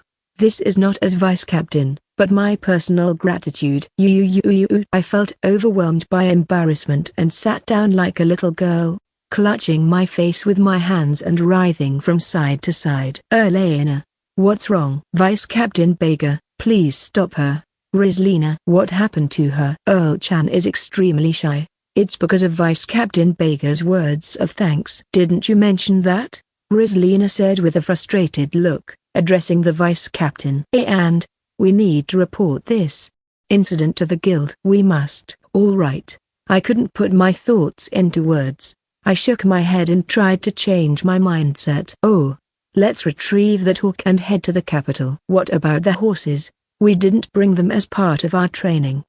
I guess we have no choice. I'll use Humvee. I brought up the menu and summoned Humvee M1151, then got on it. For now, let's head to the capital with this. Vice Captain, please get on as well. When Vice Captain Bega and the others looked at Humvee, they froze in surprise. Well, it's not that unusual even if it's like this. What is this? It's a vehicle. Please get on quickly. And please keep this vehicle a secret. Absolutely. I understand. But can this vehicle move without horses? It's perfectly fine. Really? Yes. Is it safe? Yes. Geez. This Vice Captain doesn't listen. Vice Captain Bega, let's do as El-chan says. We need to hurry, or the orcs El-chan defeated might get eaten by wolves. Well done, Lizrina. Huh? That's true. Vice Captain Bega, who seemed like he wanted to say something, and Aziz, who was acting like a child and enjoying the situation, sat in the back seats. Melina, for some reason, sat in the gunner's seat and started looking around. And Lizrina sat in the passenger seat, looking at me expectantly. Everyone's on board. Let's go then. After saying that, I started the engine and drove Humvee M1151 forward. 22. Chapter 5. Next, after retrieving the body of the orc that hadn't been eaten by the wolves and storing it in my storage, we were heading towards the capital on the Humvee M1151. Hey, Eleanor. This thing is working, right? It's really working, isn't it? It won't break, will it? Please, tell me, I asked, gazing anxiously in the rearview mirror at Bega-san, who was clutching Aziz-san's neck and making pitiful sounds. Bega-san, Aziz seems to be in pain, so could you please let him go? He might die. Are you guys not scared riding this weird thing? This guy just doesn't seem to hear a word I'm saying. Well, I'm having fun riding it, Murina said casually to Bega-san. I trust L-chan, so I'm not scared, Lizreen replied with a smirk. I felt like there was some resentment in her tone. Was it just my imagination? Bega, VVVV, C Commander. Please. Let GGGGG go. It hurts. Aziz-san, his face turning blue, managed to mutter, but it seemed like Bega-san couldn't hear him as he showed no signs of loosening his grip on Aziz's neck. Bega-san, you are the vice commander, right? Pull yourself together. Yes, everyone, will be arriving in the capital soon, so please prepare to disembark. Initially, Murina had been hanging out of the gun seat with her body outside, but after seeing Bega-san clutching Aziz-san and not letting go, she was trying her best to peel them apart, but the moment she heard me speak, she stopped trying to separate them and turned her face toward me. Wow, it's so fast to get to the capital on this thing. No, Murina, don't stop what you're doing. We need to help Aziz-san as soon as possible. L-chan, you're full of mysteries, aren't you? Are there any more? It's a secret, or, come on, L-chan. Just a little bit? Nope. If you try to find out, I won't give you the drink from earlier. You're mean, L-chan. You're being mean to me. Wow. Oh no. Lizrina started crying. Did I go too far? While thinking about that, I decelerated the Humvee M1151 and parked it behind the last carriage waiting for immigration procedures rather than staying in line with the carriages. Walking to the gate would probably be faster than waiting in line with the carriages. From here, let's get off the vehicle and walk to the gate. Pull this lever, and the door will open. I explained how to open the door to Bega-san and the others before disembarking first. All right. That was fun. We'll ask you again if we have a chance. Lizrina and Murina got off without any issues, but the other two didn't move. We stopped? We stopped. Eleanor? What's happening? We've arrived, Bega-san. Bega-san was about to turn around and look at his surroundings, but his gaze stopped, and then his surprised expression turned to one of fear. Aziz, get yourself together. Bega-san had a blue face, and foam was coming out of his mouth as he tried to shake Aziz-san awake, but Aziz didn't regain consciousness and only moved his head like a doll. Damn. Why is this happening? Could it be that the orc's weapon was poisoned? Bega-san turned Aziz-san to the side inside the vehicle and started rummaging through his backpack. What is he doing? Is he crazy? It's not. Damn it. Murina, I remember you had an antidote. Give it to me. Bega-san stopped and looked at all of us with a suspicious glance. What are you guys doing? Bega-san, it seems like Aziz-san is not suffering from poison. What? Then why is Aziz like this? Bega-san asked me with a surprised expression. It seems like he doesn't realize it himself. Everyone present pointed at me and said, because you were strangling him. What? After that, the culprit, Bega-san, hurriedly began performing CPR on Aziz-san, who had regained consciousness thanks to the resuscitation efforts. I thought I was going to die. Aziz-san, who had regained consciousness, spoke with a pouty face. I'm sorry, Aziz. Bega-san apologized sincerely. I couldn't enjoy Eleanor's ride. I'm really sorry. Vice Commander Bega's attempted murder, with 3 witnesses. You might not just be demoted but could even resign from the knighthood, Lizlina said with a smile, and it seemed like she was taking out her frustration from earlier. I'm so sorry. You can punch me if it makes you feel better. Bega-san began bowing and apologizing to Aziz-san. It was clear he had lost all his dignity as vice commander. Yes, everyone will be arriving at the capital soon, so please get ready to disembark. Understood. By the way, Amy, why did you come here with 20 knights? Wasn't the patrol scheduled for tomorrow? Amy-san had a troubled look on her face as she placed her hand on her cheek and answered Bega. Well, you see, we received information that something like an unknown monster appeared here and is heading toward the capital. Unknown monster? I hadn't seen anything like that before I came here. Is that about the orc I mentioned earlier? No, it's different. So, what kind of monster is it? Can you provide some information? Well, the information is limited because it was an urgent message. It said the entire body was covered in metal and that it was running incredibly fast along the road. According to some reports, it looked like there might be a person inside it, so it might be some sort of vehicle. It could be dangerous. So we're going to check it out. Bega, would you like to come with us? All right, I'll go with you. Amy, Lazarina and the others can report the orc to Captain Guel. Got it. Wait, is that monster, by any chance, you are, Amy-san? What is it?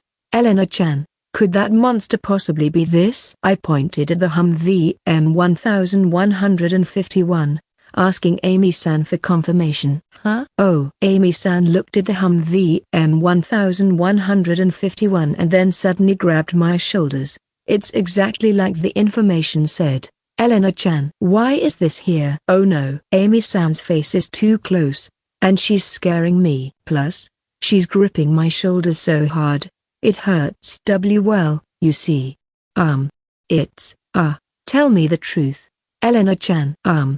Yeah, I should just be honest. After all, lying to Amy-san wouldn't end well. This is, my possession, Elena-chan. Let's have a serious talk later. Alright? I should have held back a bit more. I'm regretting it now. 13.